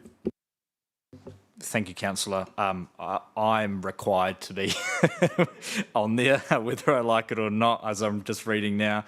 Yeah, it's just Councillor Phillips. Councillor Fraser? I think for Councillor Bruce, this was decided last year. Councillor Phillips has years of experience in the water industry, more than me. I haven't got time, even if I was interested. So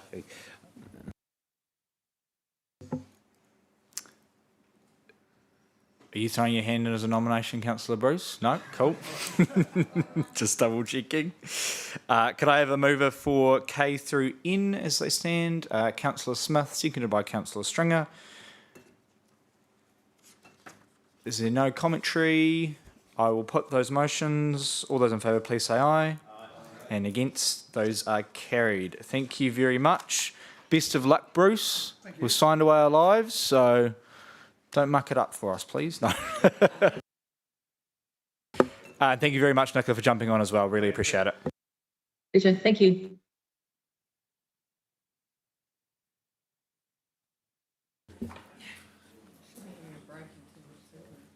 Your Worship, just before they leave, I'd just like to congratulate all the work that's been done by the new identity in getting this formulated and getting us across the board. And I look forward to the future, and I'm happy to answer any questions that any councillor might wish to do.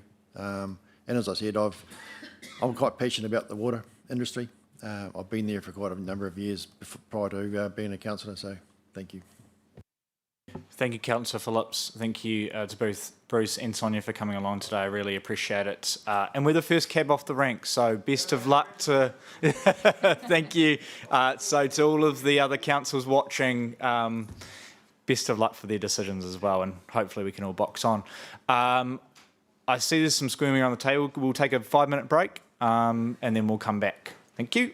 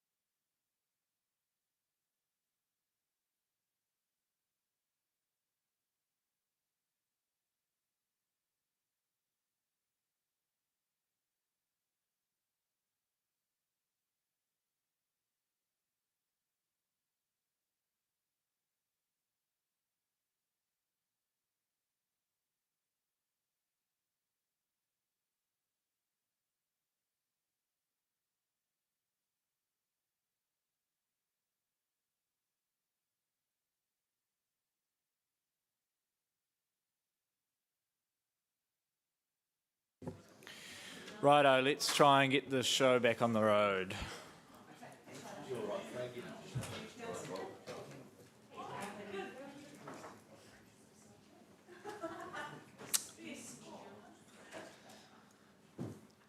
Thank you, everybody. Next up, we have 9.2, which is the Southland Waste Management and Minimalisation Plan for consultation. Craig, did you want to add anything to this?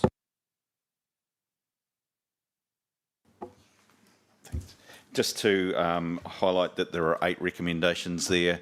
The first 2 are just receiving the documents. The next 3 are legislative requirements that we are required to do to make this legal. And the last 3 are probably the ones that you need to consider as councillors, being the adopting the incoming plan for consultation, agreeing the joint hearing panel, and just noting that if other waste net parties do not proceed, options will need to be reassessed. And I'll leave it at that, if there's any questions. Thank you for that, Craig, and also welcome to Fiona as well, who looks after WasteNet for us. Questions from the floor, councillors?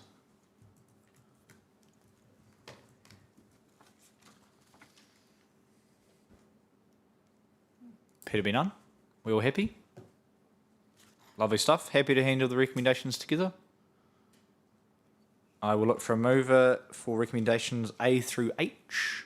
Councillor Gardine, seconded by Councillor McDonald.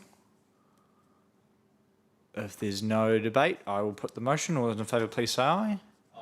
And against, motion is carried. Thank you very much, councillors, and thank you, Craig. Very painless.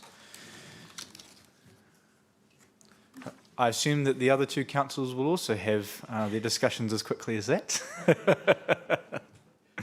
9.3, submission on the government simplifying local government proposal. Welcome up, David. This is a retrospective report as the submission date has closed, but this was circulated with councillors before it went out.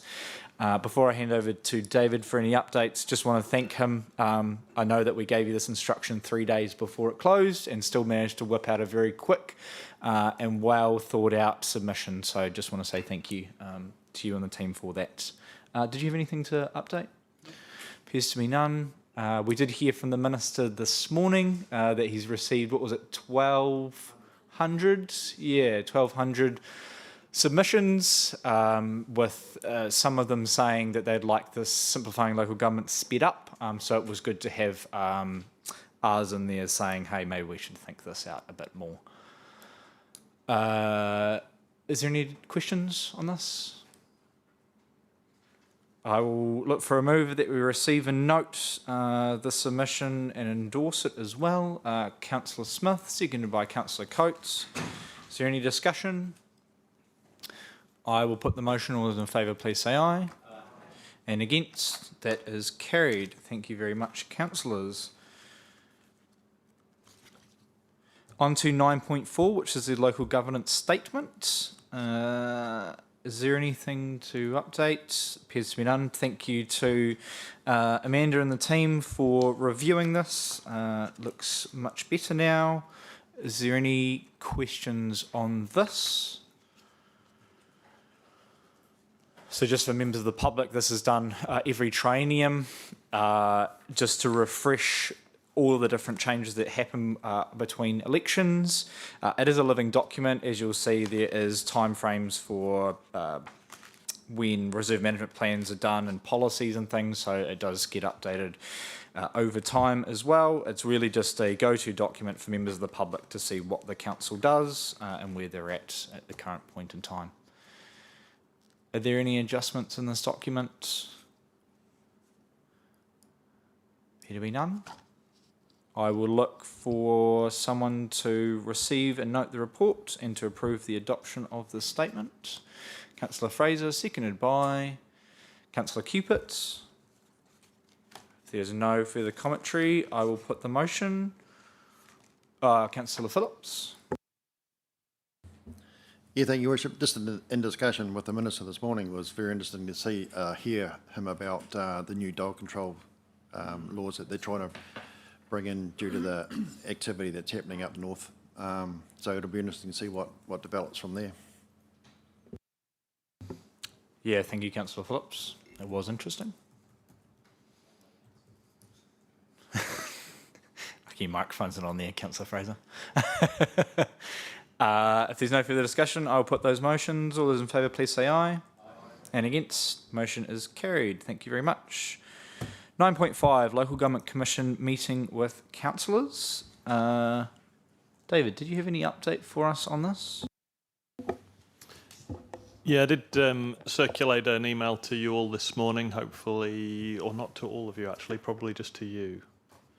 But I can circulate that to all of you. It's just confirmation following feedback to the Local Government Commission that we would prefer all members to be involved and that we would like the meeting on the 30th to be face-to-face. The Local Government Commission have confirmed that it will not be face-to-face and there will only be 2 elected members from each council.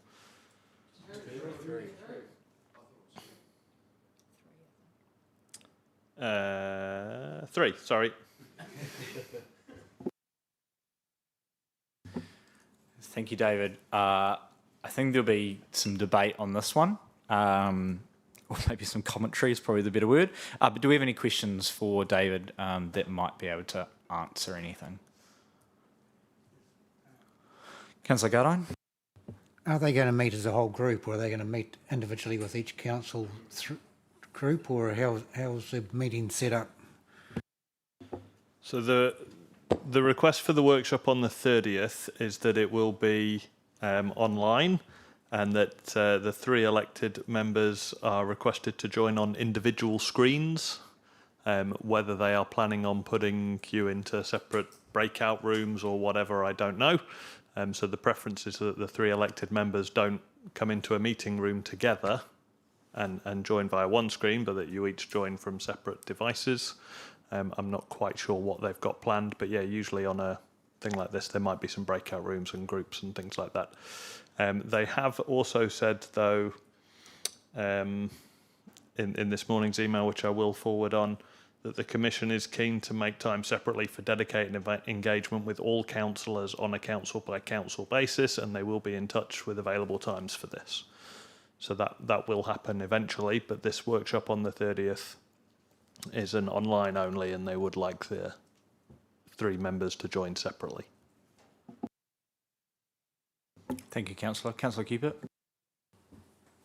And so will these potentially be the same people that are coming for the face-to-face community meeting on the 23rd? We can go to that too.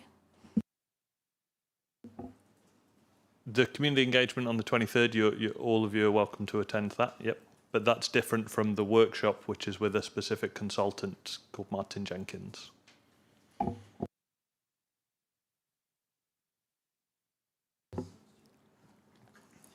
Save the commentary for debate, Councillor Fraser. Any other questions for David or any staff for that matter? Councillor Smith? Did they provide an overview of the line of questioning that they're going to be asking of those 3 members, or is it in the same line of what happened at the open forums that we've already had online? Is it going to be more direct and specifically around our organisational view, or is it just 3 separate members of our community representing their community? So the workshop on the 30th is quite different from the public engagement sessions that are underway. The purpose of the workshop is to help shape a draft framework that the Commission can use to assess and compare options when they look at future potential amalgamation arrangements. So that's quite different from the public engagement sessions. Councillor Cupid?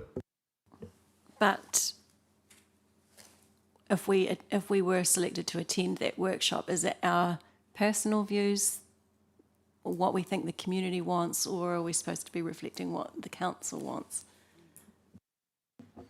The expectation from the Commission is that you are representing the view of the council, so your colleagues around the council table.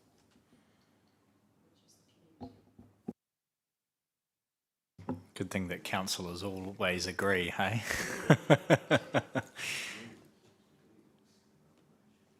Any other questions? Did you have another comment, David? Yeah, again, I'm just reading from the email from the Commission, but it does say that ahead of the session, the 3 attendees will receive the draft framework and a short set of guiding questions, which you can then use to guide discussions with other elected members, so you come ready to reflect what matters to your fellow councillors. Do we know when we're going to get those?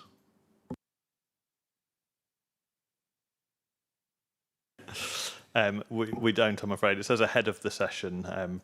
Presumably once we confirm who those 3 members are, they'll receive some information. The session's on the 30th. It's, 2 weeks away. Hopefully a week prior. Yeah, I guess it's just everybody's busy and then we're going to have to come back and reconvene on some questions and thrash those out. Anyway, Councillor Smith. Do you know if there's also an opportunity for council staff in this process to then put your perspective forward? We have a different perspective as elected members than what our actual staff would have, so I'm just wanting to make sure that there is that built into the process. Yes, they're allowing 1 staff member to attend that workshop on the 30th from each council.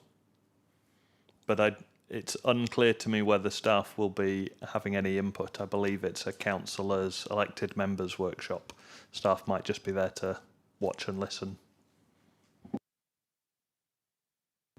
Is there any indication of who that staff member is meant to be? Is it meant to be the chief executive or the GMs who have been involved, or?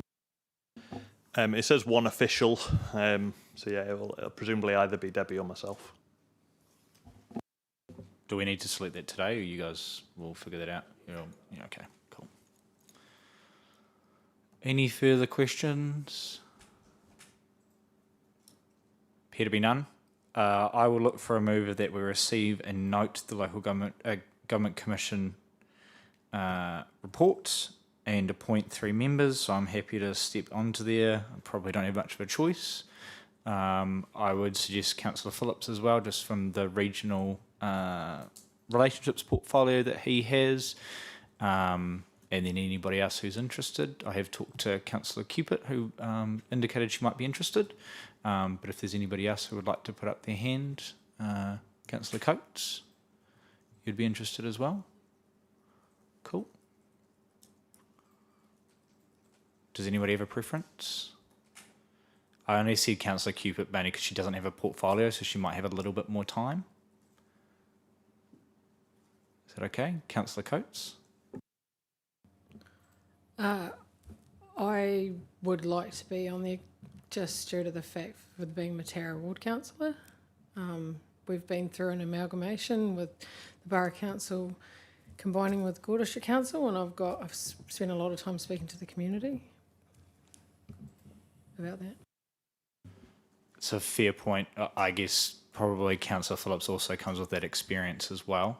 But I mean, I guess to not put too fine a point of it, I don't really want to get into an argument over something so stupid that's being forced upon us, right? Like, because ultimately I'd prefer that everybody's there. Like, are we happy with Councillor Coates, or you're okay with that, Councillor Cupid? You're all right? Happy with that, Councillor Phillips? You putting your name up? Councillor Paul McPhail?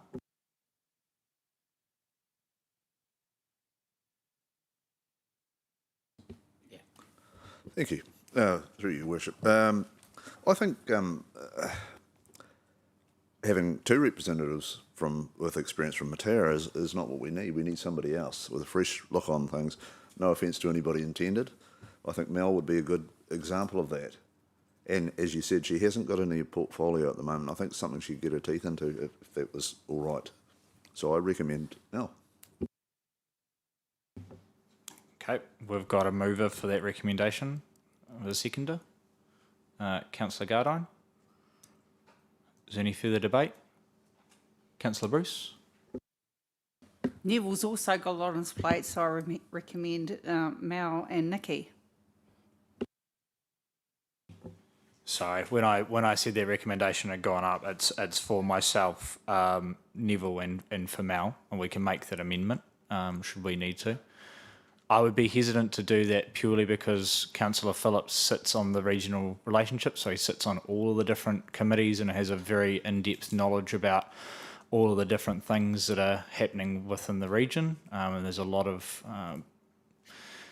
challenges within the region at the moment and how we work together. So he's got a bit of a greater awareness than the other two councillors. And to be fair, even probably more so than me, I don't sit on as some of the regional relationship committees that Councillor Phillips does. Councillor Bruce?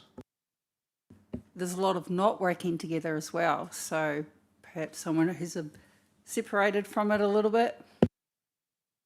It's the not working together that I'm highlighting. Yeah. Yeah.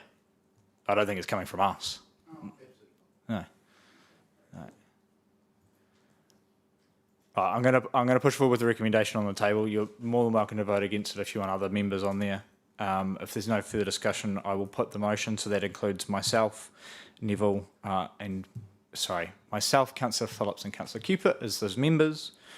If there's no further discussion, I'll put the motion. All those in favour, please say aye. Aye. And against? That is carried. Thank you, councillors. We didn't even debate the actual issue on the table. So I'm going to do that anyway because I want to.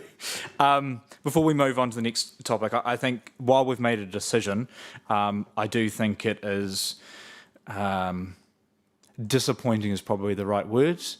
Disappointing to see that this is the process we have to undertake for such an important piece of work. When we discussed waters, even when it was many more councils, we had in-person meetings where we all got together with councillors, mayors, and talked about waters and talked about a way forward. We've done that from when we were 8 councils trying to work together right down to just 3. We've always talked together in person and together. To see that we can't have those conversations when we're talking about amalgamating our entire councils and also having to take on regional council functions is a bit ridiculous to me. I hope it's disappointing to hear that email has come out today with the Local Government Commission rejecting that. I believe that all 4 councils have pushed back and said that we'd like all of our elected members there. I don't think it's unreasonable to have all elected members there and in person. We're all grown-ups, we can all take turns at talking. And also a lot of people are very busy, so not everyone goes anyway. We found that with waters too. So I just wanted to put it on the record that I am extremely disappointed in the Local Government Commission's process on this. I think it could have been handled a lot better, to the extent of we've had to promote the engagements as well, but have been given little to no notice of those as well. So it's been really hard to communicate that with our community. Final point while I'm at it, also disappointed to hear that there's no paper version of the survey as well. So when I went up to rest homes early last week and tried to encourage them to do the survey, I couldn't have any paper copies to hand out to then be filled in because that isn't an option, and trying to get our older folk onto the computer to fill out surveys is challenging at times. So I feel like this is going to be very skewed in one direction. And I just think that councils do consultations all the time. We handle them pretty well. This could have been done a whole lot better than it has been so far. Councillor Stringer. Well said, Your Worship. Further to that, there's nothing in the email there that says another 3 councillors can't be in the same room with those councillors that are online.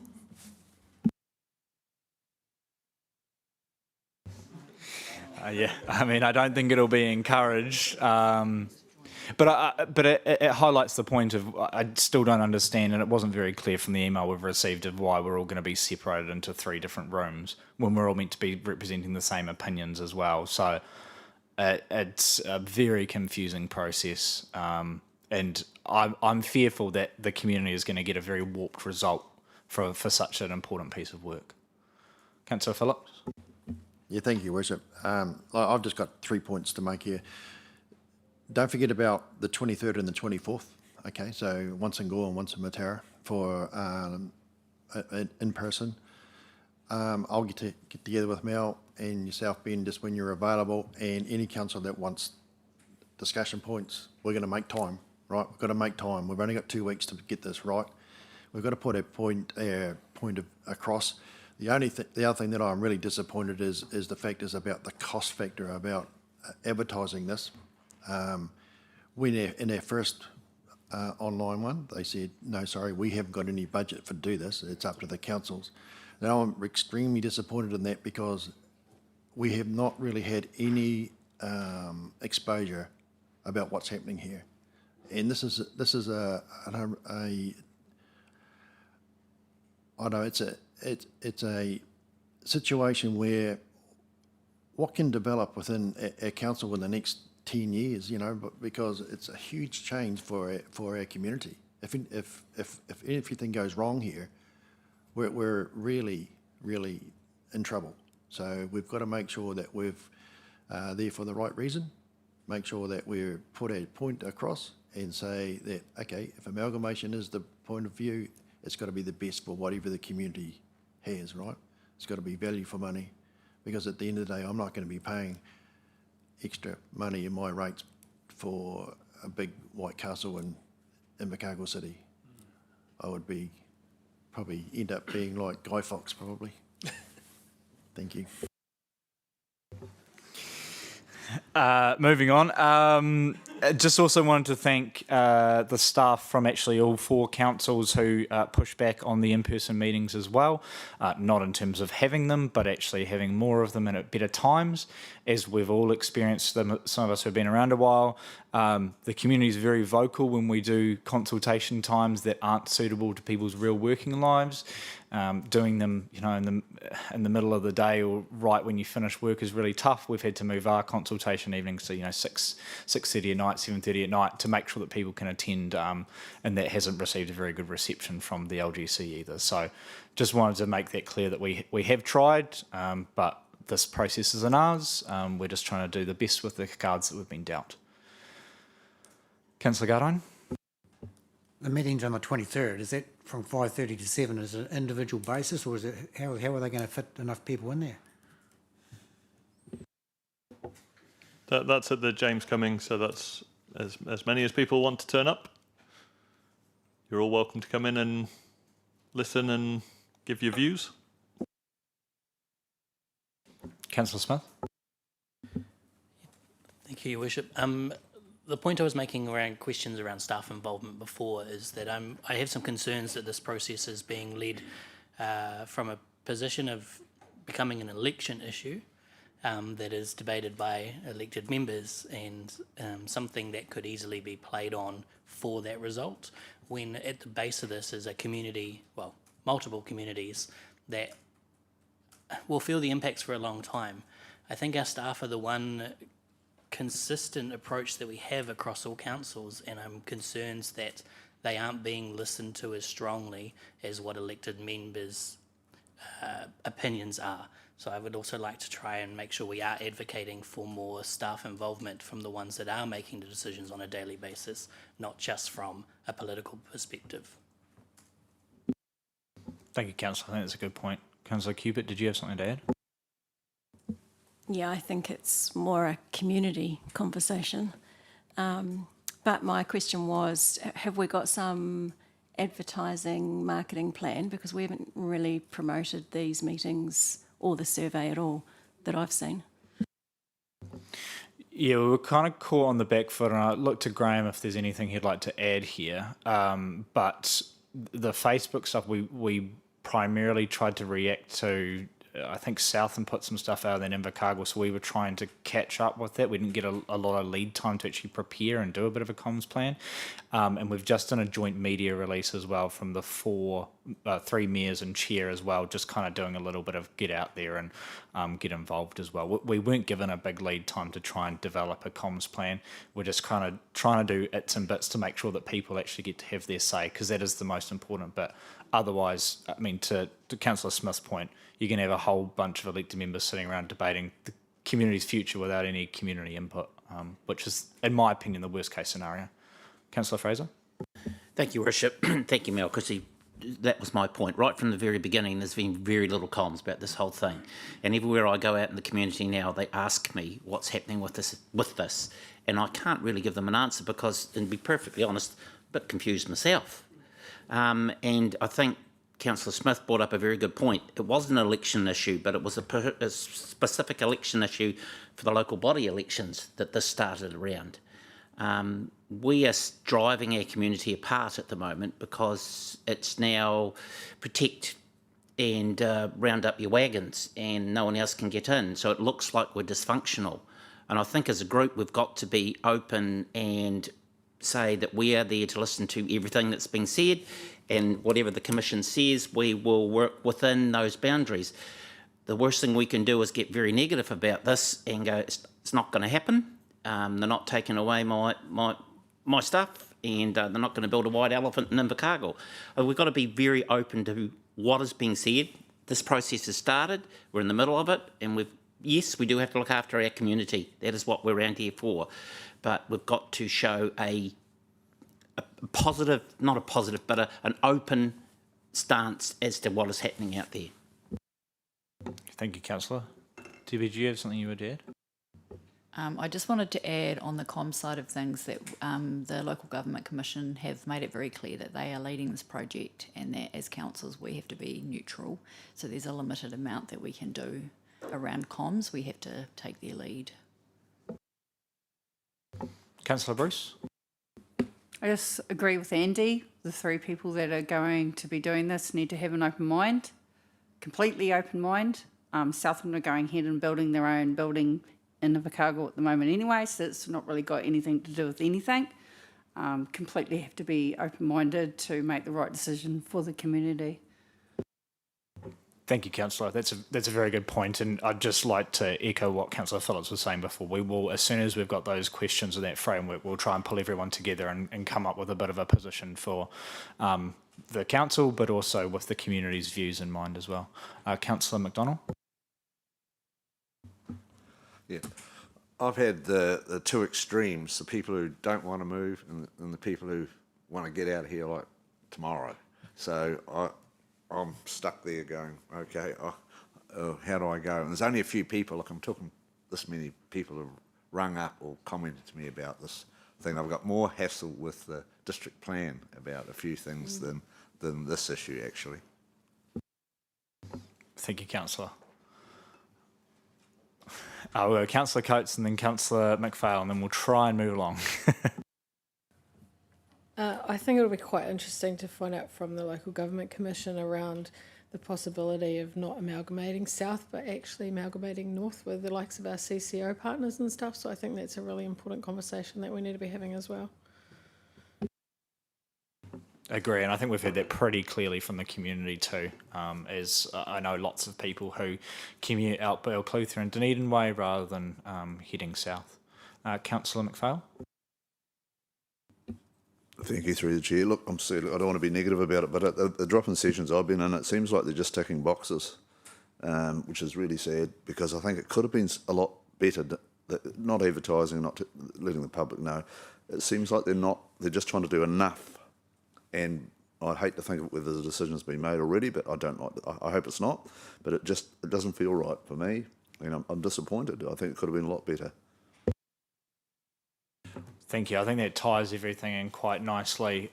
So just to give a little bit more clarification on the process from here. So at the start, once all of these workshops are completed and drop-in sessions are completed, the Local Government Commission takes that away and they will decide, so we're currently in phase 1, they will decide whether we move on to phase 2, and phase 2 will be a lot more about this is the proposal, and then they will start investigating whether that proposal will actually work. So at this stage it's just an information gathering part of the process. Just want to make that really clear to the public, because there isn't an idea on the table just yet that will be discovered in phase 2, or the Commission might decide that there's not a lot of point in amalgamating the councils and to not continue with that, and then we'll go into the reorganisation process that government is undertaking anyway with regional councils. Cool, that ends 9.5. We've done the recommendations there. I'm just going to take a very quick intermission because I did promise Councillor Mackenzie that we wouldn't kick off 9.6 without him. Yeah, we did so I did the recommendation before we discussed. Sorry, I wanted to make sure we had a good discussion, but we did the recommendations. That's my mistake. I jumped ahead. Cool. We're just going to take a very quick intermission. I'm going to call Councillor Mackenzie and get him back in the room.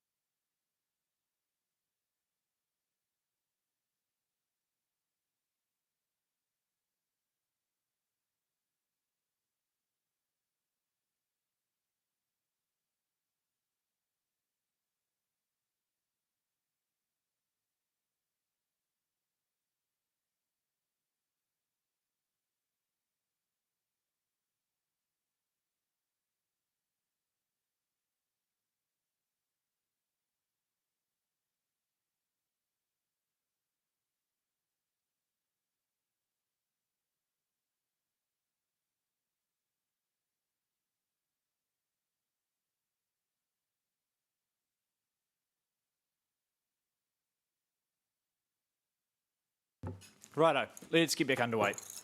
9.6, Annual Plan 2026-27, Issues and Options Paper. Deb, did you want to give us any updates? It's pretty much all in the report. I mean, I guess that the main headline is that because of the decisions that have been made previously and the financial situation that we're in, there are really limited options for you to consider. But yeah, happy to take any questions. Thank you for that, Debbie. Questions from the floor?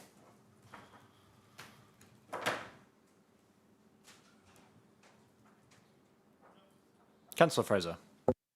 Thank you, Your Worship. It's to CA, Debbie, if we adopt, say, the 9.8% rate rise, what extra debt in percentage or amount will we have to take on for operational? It looks like, we haven't done the precise financial modelling, but it looks like around about 550,000. So that would be water's debt, because it's unfunded water's depreciation. So there will be some renewals, because we've got quite a big renewal program for water scheduled in this coming year. So some of that would have to be debt funded. So that debt would be passed on to the CCO.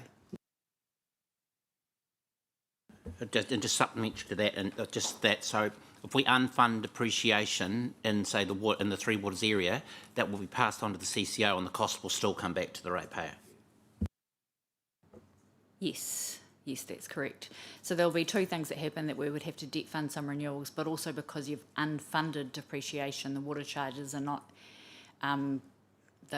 we wouldn't be collecting the right amount of water charges to fully fund that activity, which means that as soon as the CCO takes over from 1 July 2027, when they are legally required to fully fund all depreciation. So some of you may recall that when they introduced local water done well, they also introduced a requirement for all water's depreciation to be fully funded by that time. The water charges will then have to, will jump up to what they should be. So not only will the entity take on the extra debt from the renewals that we wouldn't be able to fund because of not collecting enough depreciation in this coming year, they would also then have to increase their water charges to what they should be, which means that the community will get a reasonable increase in the first year of the CCO's operation. Thank you, Councillor. Councillor Cupid. But is it possible to choose a lower rate option, and in the short term, yes, that's going to mean more debt, but then when we're working out our long-term plan, we can look at some serious service level cuts and make some real savings then? So when we come to the long-term plan, water will have transitioned out of our budgets. So water will no longer be part of our budgets. So the debt that we would be taking on and the unfunded depreciation won't sit with us. We're actually passing that problem on to another organisation. So the reason I'm raising the fact that you wouldn't be fully funding water charges and then you'd be passing that to the entity who will have to fully fund, is that what ratepayers may come back to you next year and say is, you told us that a CCO would be cheaper, but it's actually more expensive. So I'm just warning you that that is a risk of the approach if you go with a 9.8 option.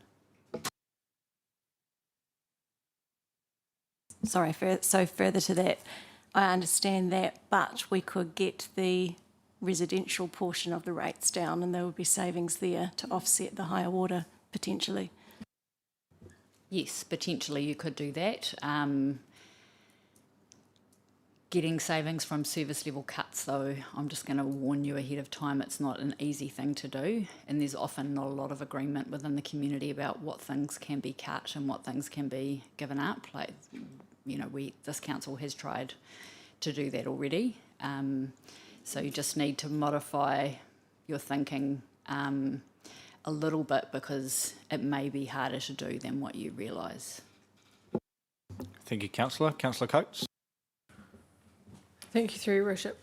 Just following on from what Councillor Fraser said, instead of not fully funding the water stuff, are we able to look at the property maintenance projects, likes of the stuff that's getting renewed around toilets and other, from the email that Ben sent us out, or Mayor sent us out this morning? So we already cut property maintenance last year by quite a lot, and will also, if you go with the 9.8 option, we would need to cut it again. So we're pretty much already, compromising the maintenance budgets quite significantly from what we should be doing. I don't think we can cut it anymore. So we wouldn't be able to cut it any further than the 9.8. Like, we're already, what that basically means is that we're sweating our current assets, which is exactly how we got into the situation we're in now with waters. So it means that there will be buildings that don't get painted that should be getting painted. There will be places that start looking scruffy, and yeah.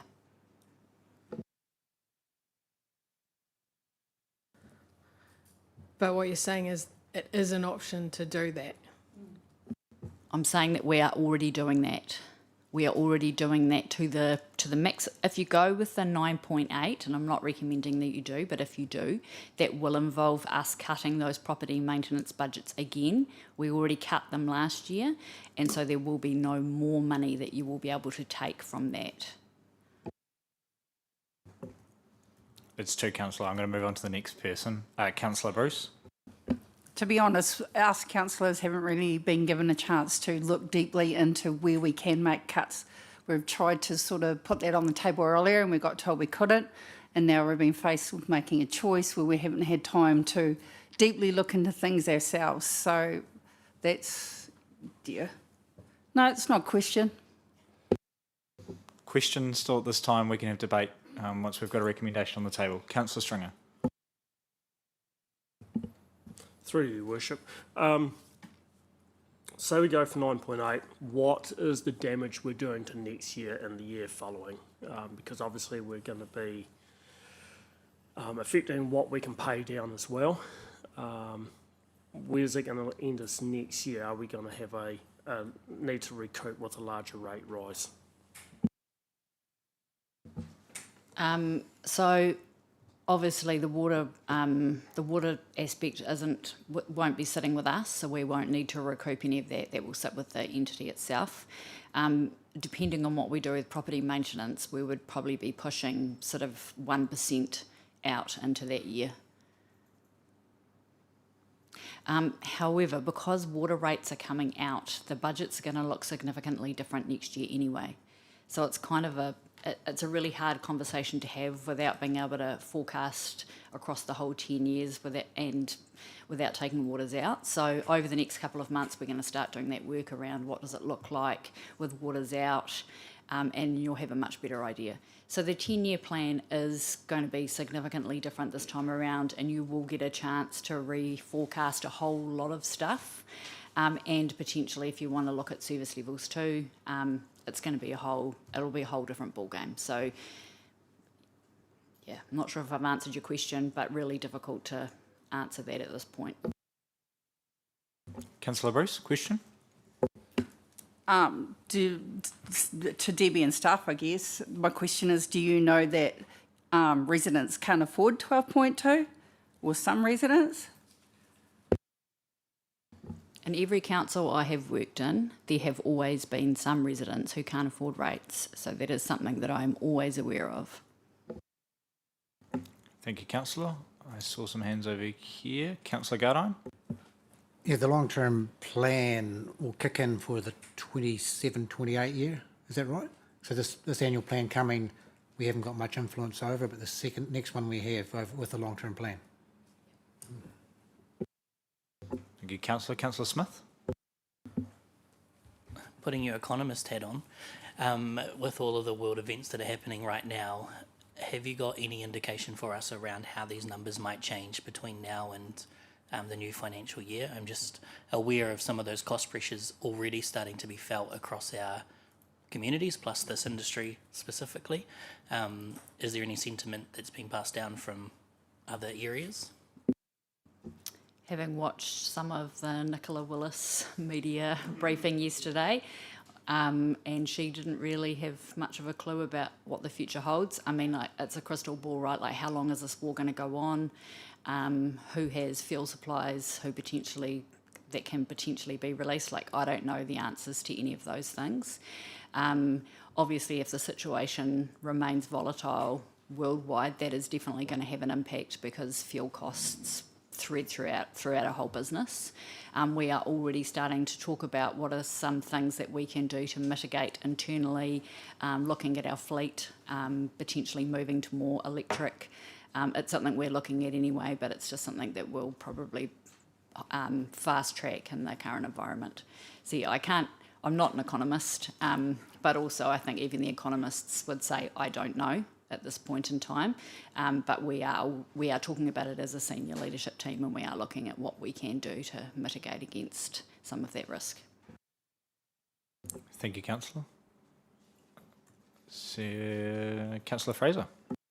Thank you, Your Worship. My question is to Debbie, and listening to the Minister this morning when he never answered any questions, the only thing he did tell us that rate capping is going to happen. If we have to have, correct me if I'm wrong, a balanced budget if we're going to be rate capped, and a balanced budget is 27%. Is that not correct? The 27% includes debt funding for the IT project, which will be finished by the time rates capping comes in. So it's not quite as simple as you make out. Councillor Gardine? Yeah, and three waters will be gone. It's separate to the rate capping.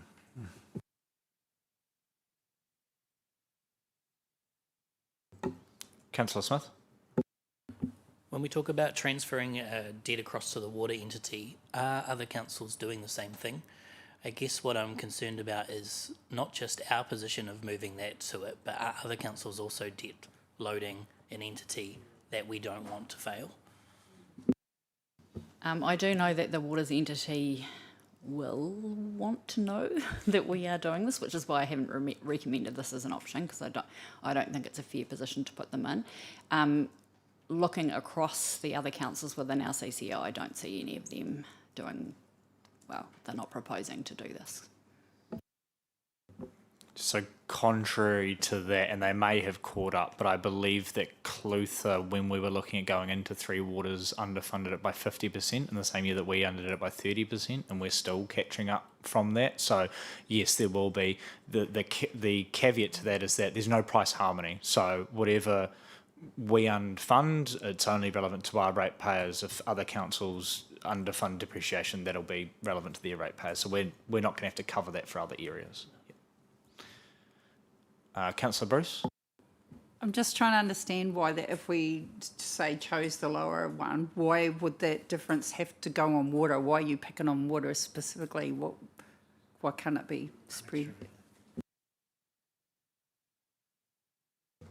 The waters depreciation is the easiest one to pick because it is moving to the water entity, and it is also probably the largest amount that we depreciate, so it's our biggest, most valued class of assets, so it gives us the biggest chunk of lever that you've got in terms of getting the rates down.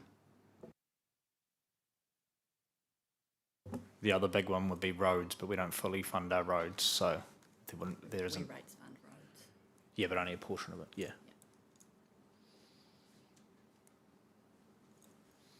Any further questions on this report?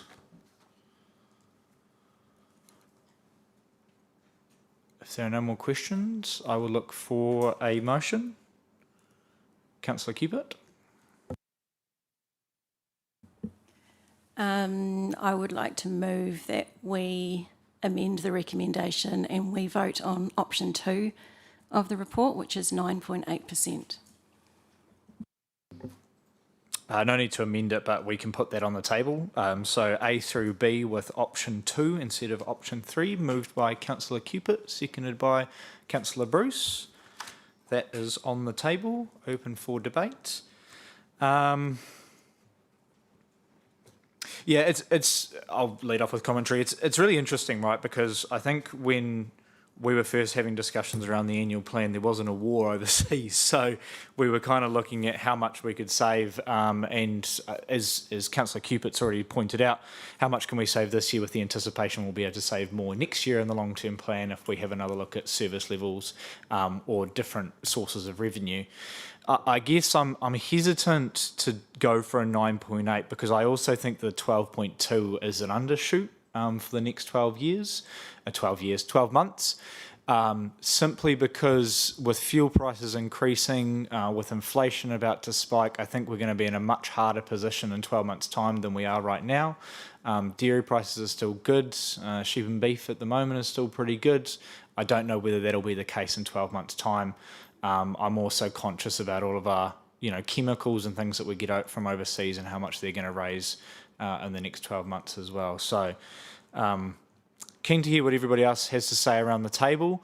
I'm just conscious that we're kicking 3% into the next year, which might balloon out into more of a 6-7% in a year's time.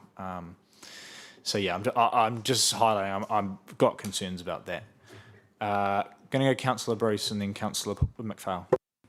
So just going on from what you said about the war and, costs coming up for the council or whatever, the war's already affecting our residents now. Like I filled up with petrol the other day and it's $3 a litre. They just simply can't afford that bigger rate rise. They're already suffering now. So I don't accept the 12.2 whatsoever. I know for one that my rates are already $100 a week now, and to add that extra pressure on when residents are already feeling the pressure from the war and just every other cost of living crisis thing that's going on now, it's just not fair on them. It just can't be done, I don't think, for them. Yeah, appreciate that point of view, Councillor Bruce, and don't disagree. I guess the point I was trying to make is that fuel prices are anticipated to reach $4 a litre. So at the moment, it's light compared to where we might end up in several months' time, and I don't like that future for anybody. But unfortunately, we don't have a lot of control on it. So, yeah, but take your point. It's hard now as is. Councillor McPhail. Thank you, through your chair. As the conversation was going on here, I keep looking across and seeing Jason look at me, and I keep seeing his favourite saying, kicking the can down the road. Now, this is what we're doing. Obviously, if we go down the 9.8, which I understand, and if there's a consensus around the table, I see what people are saying, but 9 times out of 10, when people are talking around town, it's talking about the debt we've got, how much debt we have. Why do we have so much debt? And my colleagues around here have talked about that a lot. So I just want to make everybody well aware of the fact that if we go down this path, it's not helping that at all. I do understand what some of my other colleagues are saying about how tough it is out there. Believe me, we all have houses and businesses and things like that we're working in where it's really tough going. But just remember that, everyone. We're kicking the can down the road and it's going to come back to bite us at some stage. So we're just going to be aware of that. That's all I'm going to say. Thank you. Thank you, Councillor. Councillor McKenzie. May I just put a comment in? Yes. Talking to a fellow business person the other day who is probably in a similar boat to I am, business-wise, this business person said to me, debt, talking about debt, he said, him personally would rather pay a tiny little bit more if it'll help to keep that debt under control. And I know the details of this business person's business, and he's not rich by any description. And I'm including myself in this statement. We're struggling as well. Everybody's struggling with everything in this town, throughout the country. But we've got to try and keep that debt under control somehow. I know it's tough to pay rates. I can't even afford to buy a house, let alone pay rates. I'm living in a little flat.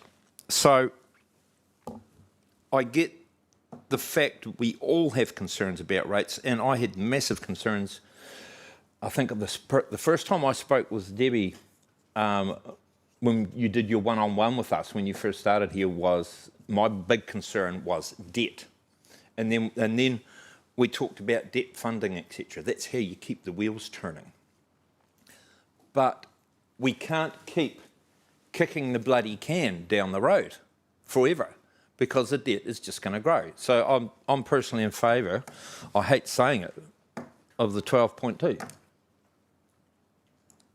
That's my comment, thank you. Thank you, Councillor. Councillor Fraser and then Councillor Cupid. Thank you, Your Worship. I agree with Councillor McPhail. He took the words out of myself about kicking the can down the road. I remember the long-term plan process we went through when our biggest discussion was to get back to a balanced budget. And that is what the community has told us. And the only way to do that is to deal with debt. Yes, we probably were 11.8. Revaluation has taken us to 12.2. I can't afford increasing rate rises like everybody else around this table who is paying the rates. I've made changes in my life to afford to live. I know some people that's a lot harder. I cannot support 9.8 because it isn't going to increase our debt. And there are members around this table who keep going on about reducing debt. And that is what we need to do. So I won't be supporting 9.8. Thank you, Councillor Fraser. Councillor Cupid. So since December, when Councillor Gardine submitted a notice of motion to try and explore service level reviews to reduce rates, me and other councillors have been trying to seek information needed to understand how we can try and reduce the proposed 2026 rate increase of 11%, which led on to our annual plan workshop on the 10th of February, where we heard that several service level reviews would best be done during the long-term plan work. At the end of that meeting, I asked the CEO if staff could prepare or model what it would look like if the rates increase was reduced to, say, 10%, 8%, 6%. Could we please see these options? The answer was that an issues and options report would need to be prepared, which is what we've got today, but we've been presented with 27%, 12.2% or 9.8%. Unfortunately for our community, the Gore District Council is living beyond its means, spending more than revenue allows. As I said during the elections, I believe we can do the basics well and carefully review every other area of spending. The community simply cannot afford these continual rates increases. I vote for the lowest rate increase being 9.8%, and I urge my fellow councillors to do the same so we can slightly reduce that financial burden on the ratepayers until we have time to make a more significant impact on council spending through the long-term plan process. And then I've just added on to that, I don't think it is kicking the can down the road. I think we can make savings. Other councils around New Zealand have sat down and been tough and made some cuts, potentially more user pays, etc. It can be done. Thank you, Councillor. I just want to clear out 2 points on there. First of all, the issues and opinions paper and the original request, we did discuss within that workshop about options that wouldn't require consultation, so wouldn't trigger a significance and engagement policies. The Chief Executive has given the lowest that wouldn't trigger a significance and engagement policy, and then ultimately we'd need to consult, which is going to cost all of us money and time and resource. And I have forgotten the second point, so I will move on. Did I have Councillor Coates? Yep. I tend to agree with what Mel's saying. In my other role in the community, I work with a lot of the elderly SITs that are on fixed pensions, and they don't have enough to buy a cup of tea or go out to a cafe and have leisure time and stuff like that. They're very limited to their expenditure, and I don't believe there is 12.2% left in their budget so they can pay the rates, and I really don't want to see a lot of my elderly having to sell up their homes and flat together, or like these people have worked their whole lives to buy their houses and get to where they are. I can't support a 12.2 for my community. It's just too much. Thank you, Councillor. Councillor Gardine? I'll probably vote for the 9.8% because I think we need to still look at what we can do. And we've got quite a few things happening or going to happen or may happen in the next 2-3 years. We've got 3 waters going out. We haven't seen a budget without the 3 waters. I've asked for that at one stage, and but once you chuck that out, our budget internally changes completely. The other thing is amalgamation, and if that happens, this will be a totally different conversation. There could be some big savings had with amalgamation, and that would mitigate cost structures. And the other thing we need to do is look at the long-term plan. With a new council, we haven't had a chance to go through the long-term plan as a new council. The people voted at the election for change and for lower rates and lower rate rises. If you went round the traps, like I went round the meetings, that was well sounded out and well thought out by people. And I took notice of that. I know it'll increase our operational debt, but I think we've got to discipline ourselves to look at every line. We haven't had a chance. Thank you, Councillor. Councillor McDonald. I'll just say I concur with what Mel said and what Councillor Gardine and the others have said on the 9.8. Thank you, Councillor. Councillor Smith. I'm hearing the conversation around the table. I've hummed and hawed about this a lot. I campaigned on the fact of reducing the impact of rates ongoing. I don't believe that accepting the 9.8 is going to do that. I do feel that by delaying this in a world that is ever changing, that all we are doing is pushing that boat out, and the impact on our community could be worse as a result. So I'm in favour of accepting the 12.2 with a focus from around our table of further impact on that long-term plan. If we really put our heads together and work on that, then that is where we can make those savings for our community and have some of those things that are currently up in the air hopefully more defined so that we know the boundaries we're working in.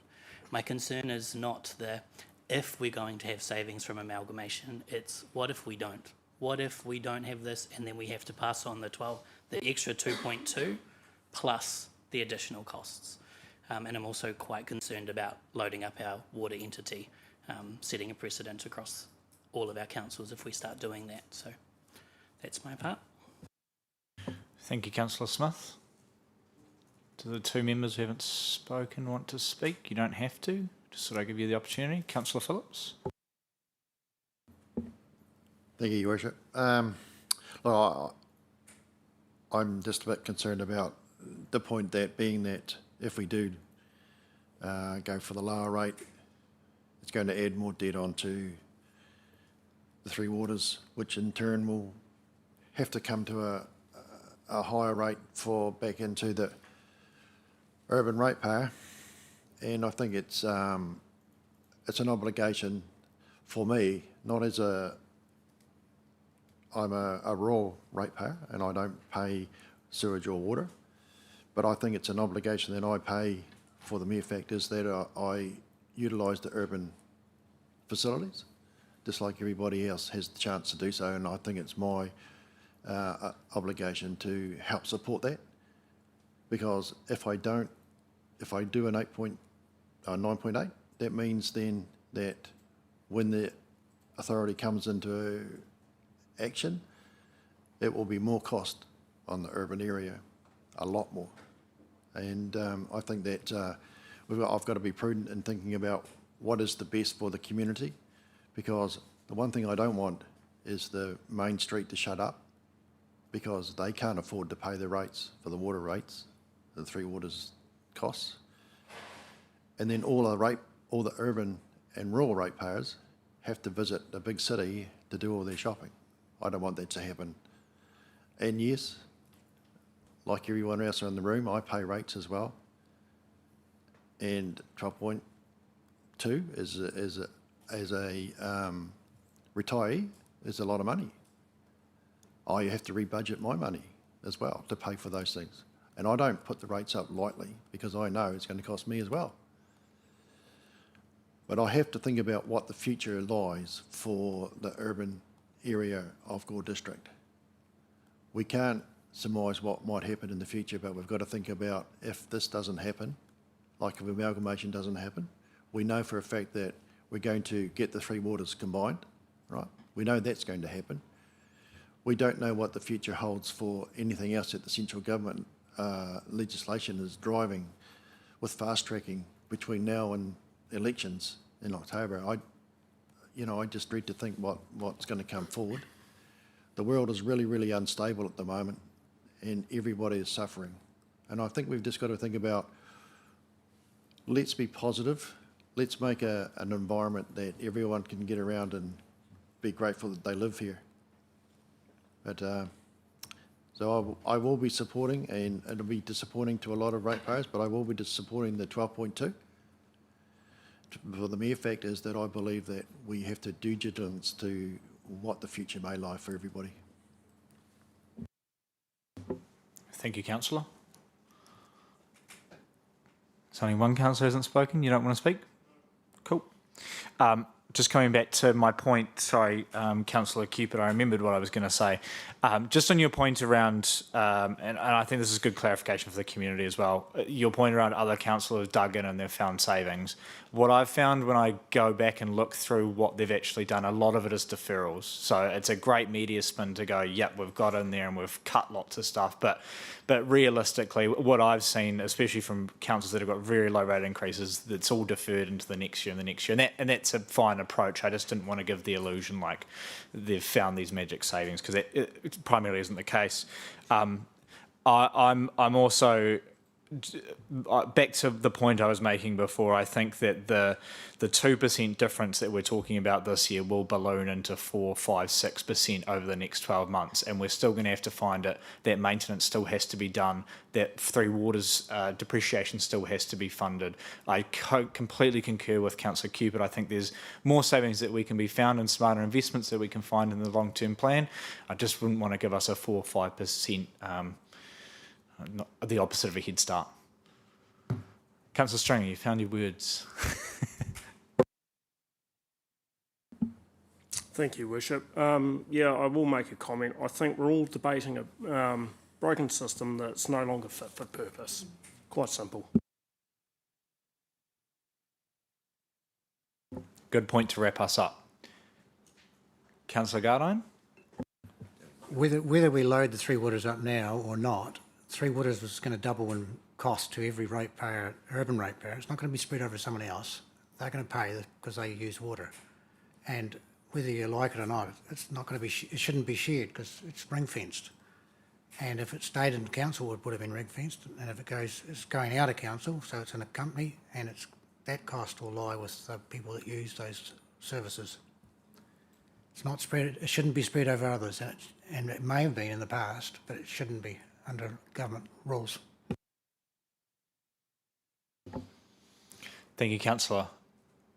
If there's no further discussion, there is a motion on the table. I will call for a division because I think we're quite split. Has everybody got it up on their devices, the electronic voting? We pay for the service, so I figure we may as well use it rather than the old-fashioned way.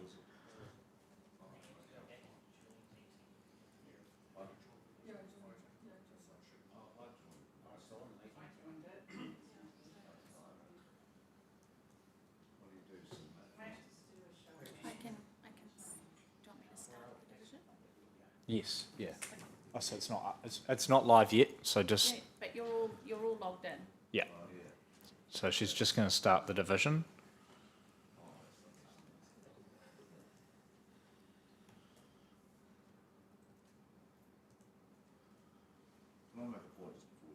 She sure can.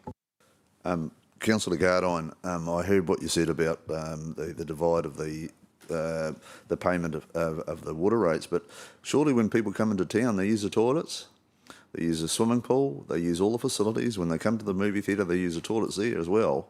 So they are using facilities. It just doesn't appear from nowhere. But they do pay. There's a proportion of that still paid on the capital value. Quite a big proportion.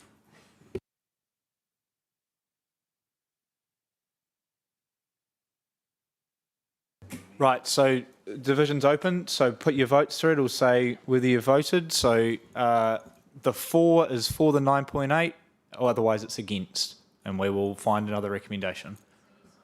We've got yes, no, or abstain. So yes is for 9.8, no is no, and we'll go back around and find something else, and abstain if you want to abstain.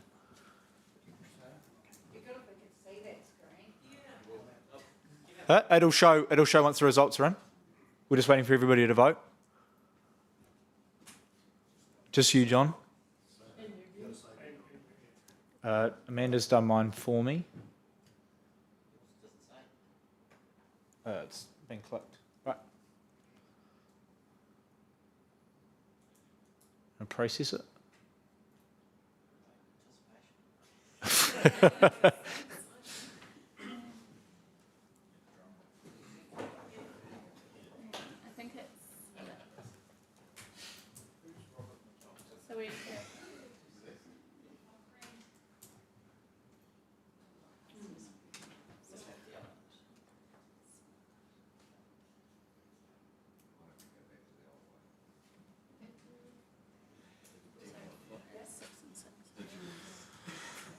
Okay. So it's a split, so it's 6-6. I don't really want to use my casting vote on this because it puts me in a lot of hot water.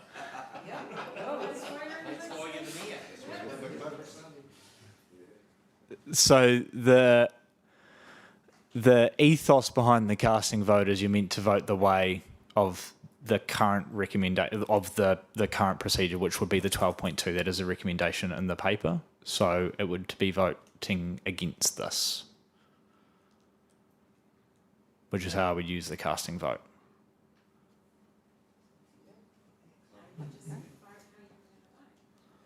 Yeah, but then it's just double my points, which I don't think is particularly fair. I'd prefer that we went round again and came to a majority.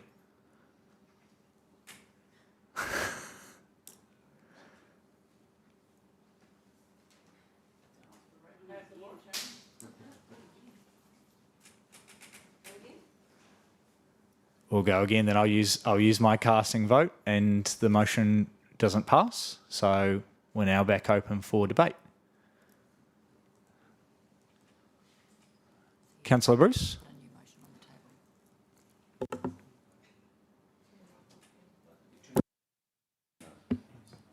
I just want the councillors to remember why they run for council, who they're representing, and that we've got work ahead of us where we can make changes because we haven't been allowed to have a chance to do that yet, and it's entirely possible, even though some say it isn't.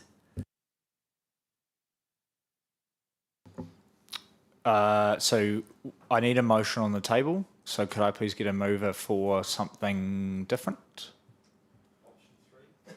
Yep, Councillor Phillips. Thank you, Your Worship. I'd like to move the original recommendation A, B, C and D.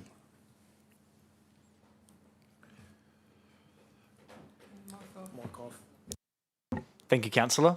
Seconder, Councillor Fraser. Debate.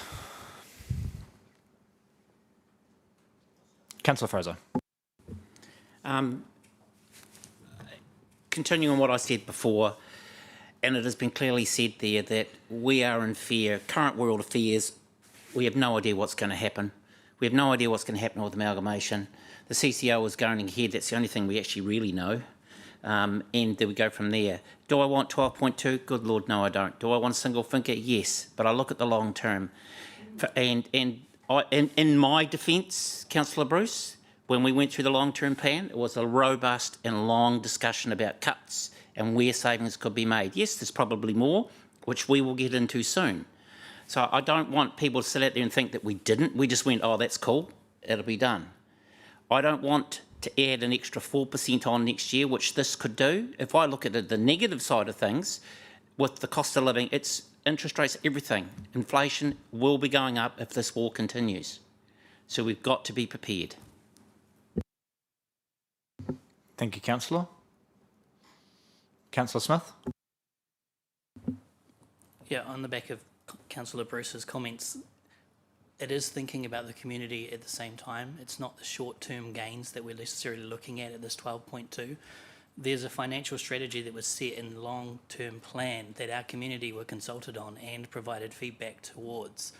Us abandoning that now is not the way forward without having the right conversation around those changes, and that's what we're going to be doing in the long-term plan. So I am voting with my community at the same time, not necessarily the loudest voices, but the ones that did have an opportunity to provide their feedback. So I just wanted to make that point, that abandoning a long-term strategy for a possibility of a savings in the future is not good, prudent financial management. Thank you, Councillor. Councillor Coates? My concern, one of my concerns in the 12.2 is, as a ratepayer, I've never seen the rate increases go back other than likes of COVID. So if we raise it to 12.2 now, it's going to be at that price. My 18-year-old son is looking at purchasing a house in the Gore District, and the rates on that property are $4,200 a year. It's just unobtainable. When we were doing our councillor induction, we become privy to information around work that was going to happen around the town, like the clock tower work and the Ordsall Street toilets and stuff. Me personally, I'd rather see those projects put on hold and that 500 odd thousand there just used to cover the cost of the rates increase. I cannot see the elderly and the working poor having the 12.2% to pay extra in their rates. It's going to affect people's well-beings. It's just going to have a raft of effect, especially with the war stuff and the cost of fuel, like another $34 to fill up people's petrol tanks. We live rurally. A lot of our district lives rurally, and we need our cars. I'm definitely going to be voting against 12.2. Sorry. Thank you, Councillor. I just wanted to, I'm not going to argue against your point out of order, but I just wanted to make the point around the things like the clock tower and toilets and things. It's not a like for like, so they're capital expenditure, so they don't come off of the rates increase. They're not paid for out of OPEX. They come out of debt funding. So, and as the Chief Executive's mentioned, a lot of those projects will be held up because if we went to the 9.8, and we're already doing that because we are borrowing to keep the lights on at the moment. So just wanted to clear that up. Councillor Cupid. Yeah, I agree. Nikki, 12.2% is still a large rate rise for everyone in our community, on top of the previous year's rate rises. We're up to over 40% accumulative now. It's just too much and people can't afford it. And yes, we've got global unrest and everything else, but that doesn't just affect the council, it affects the whole community, and everyone is struggling, and I think we can do better. Thank you, Councillor. Any more discussion around the table? Councillor Gardine? I still think it's going to, there is room to move, and I think that the 9.8 is still a rather large rate rise. When you look at, if you've read your information, local government rate of increases has come back down to about 5 or 6%, or even less. And in CPI is about 3.4 or 3.5, and we've had a spike in the government one. We've taken some big hits with big rate rises to try and cover that spike. I know 9.8, it's still quite a big spike compared to what the inflation figures that I read are in there. And if we can spread that over the next few years, I think it's better to be spread than to be spiked again on the public. Thank you, Councillor. Councillor Paul McPhail. Oh, through your worship, is there ability to go to a different figure and split the difference? Try and meet the public, the expectations of a lower rate rise and not quite go to the 12.2%, and have $1 each way, and recognising there is a people are hurting out there, but we do have to pay our debt, so we pay part of our debt and we hand on part of the savings. Is that possible? I'll answer that one for stuff. Anything's possible, right? But we're making the decision on the percentage increase. I guess the question goes to those who voted for the last and also those who voted against. Is there a middle ground of another number? I know that the 9.8 was primarily put out there to get under that that double-digit figure. Is anyone who's on the side of the 9.8, would they concede if it was, I don't know, if we went back to 11.87 or 11 or whatever the case may be? I'm seeing no's around the table. So there's probably your answer, Councillor McPhail. So I'm just going to give other people a chance. Councillor Gardine, is there anybody else who wants to speak? Councillor Gardine, go for it. You could have a compromise. You could try.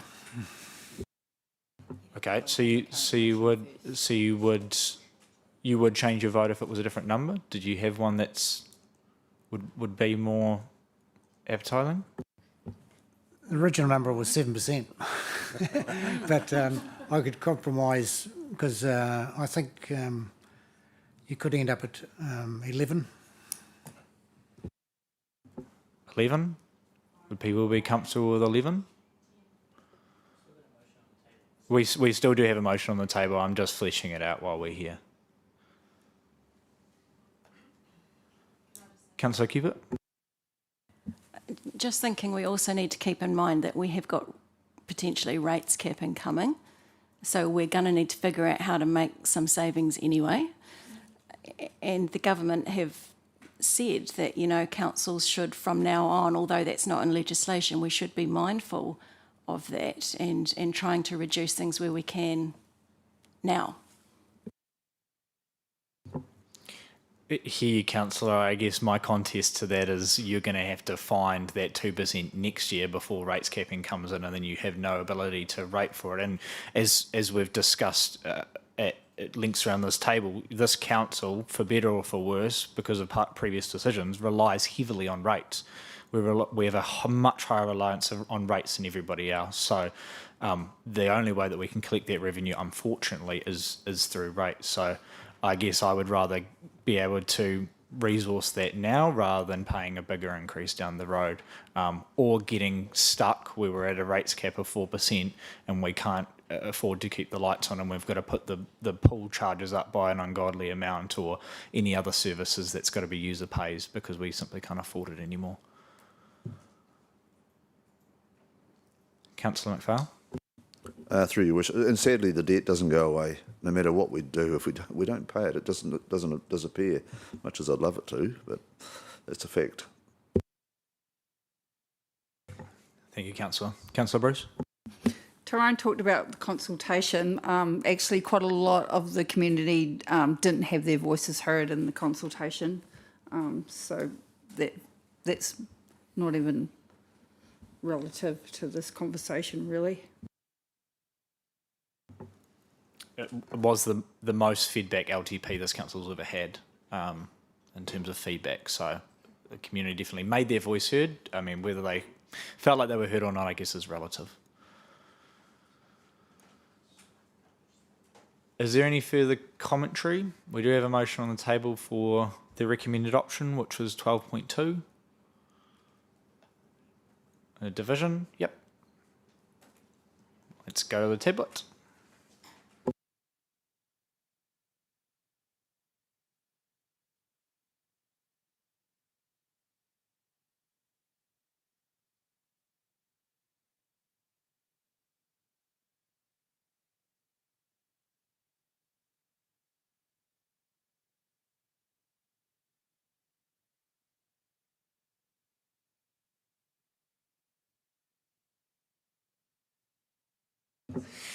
Righto.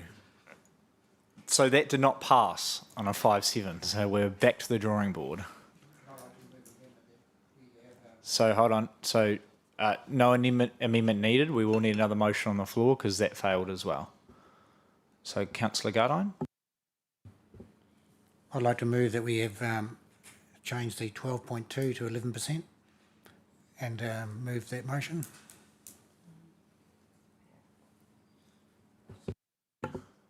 That has been moved. Seconder? Councillor Paul McPhail.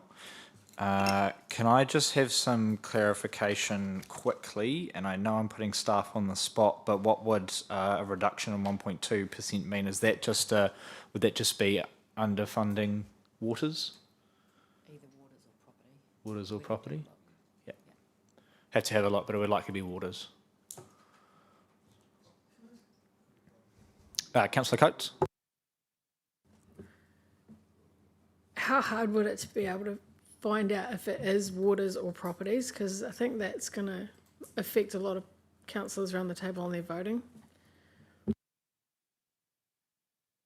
Is there a preference? Is waters primarily, you'd rather more property? Property is what we're going to, so just for clarification, property we will have to figure out because we're not transferring that on. Waters will be passing that on to the waters entity.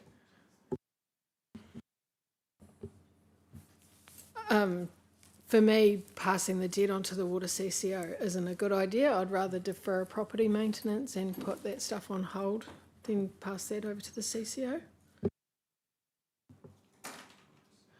Yeah, I guess that's those deferrals we're going to have to figure out in the long-term plan, whereas the depreciation we won't. That'll be for the entity to figure out. So you want to take that on? I don't think the whole 1.2% can be funded from property. I think that would take up more than what we've got budgeted for that activity. So we'd need to have a look and find a balance. But take as much out of property as we can and then the rest on waters? Is that... Yep. Cool. I think staff have got that direction. I don't think so. We're doing 11%, so how that's cut up, we need to leave that to staff to figure that out in particular. But they've taken that on board, that we'd prefer that. Did you want a recommendation specifically stating that? Okay, we can do that. So we will, if both Councillor Gardine and Councillor McPhail are happy, we'll add recommendation E, which is that the preference to find the 1.2% is in the first instance found from property before waters depreciation. Happy? Happy with that, Councillor Gardine? Yeah, so that's the property one. Yeah. Yeah. Cool. Happy there. Cool. That is added in. Any further discussion? We'll do a division on this one as well. Cool. We will vote.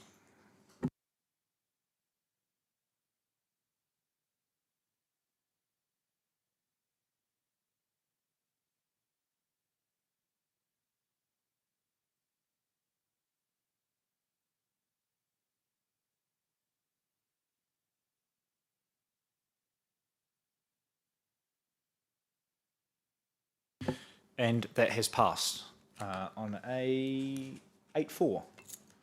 Thank you very much, councillors. Councillor Cubitt?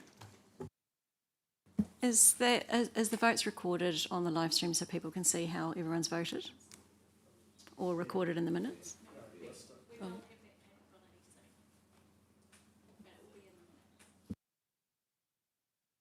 Yeah, so division means that it goes on the record. Yeah.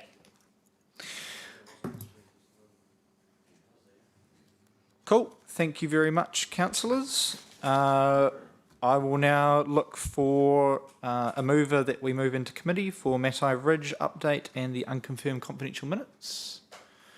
I'll move from the chair, seconded by Councillor Coates.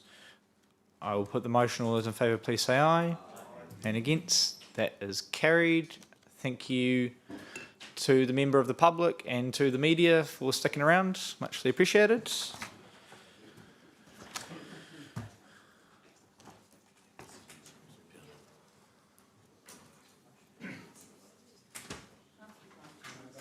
Everyone okay if we just power through?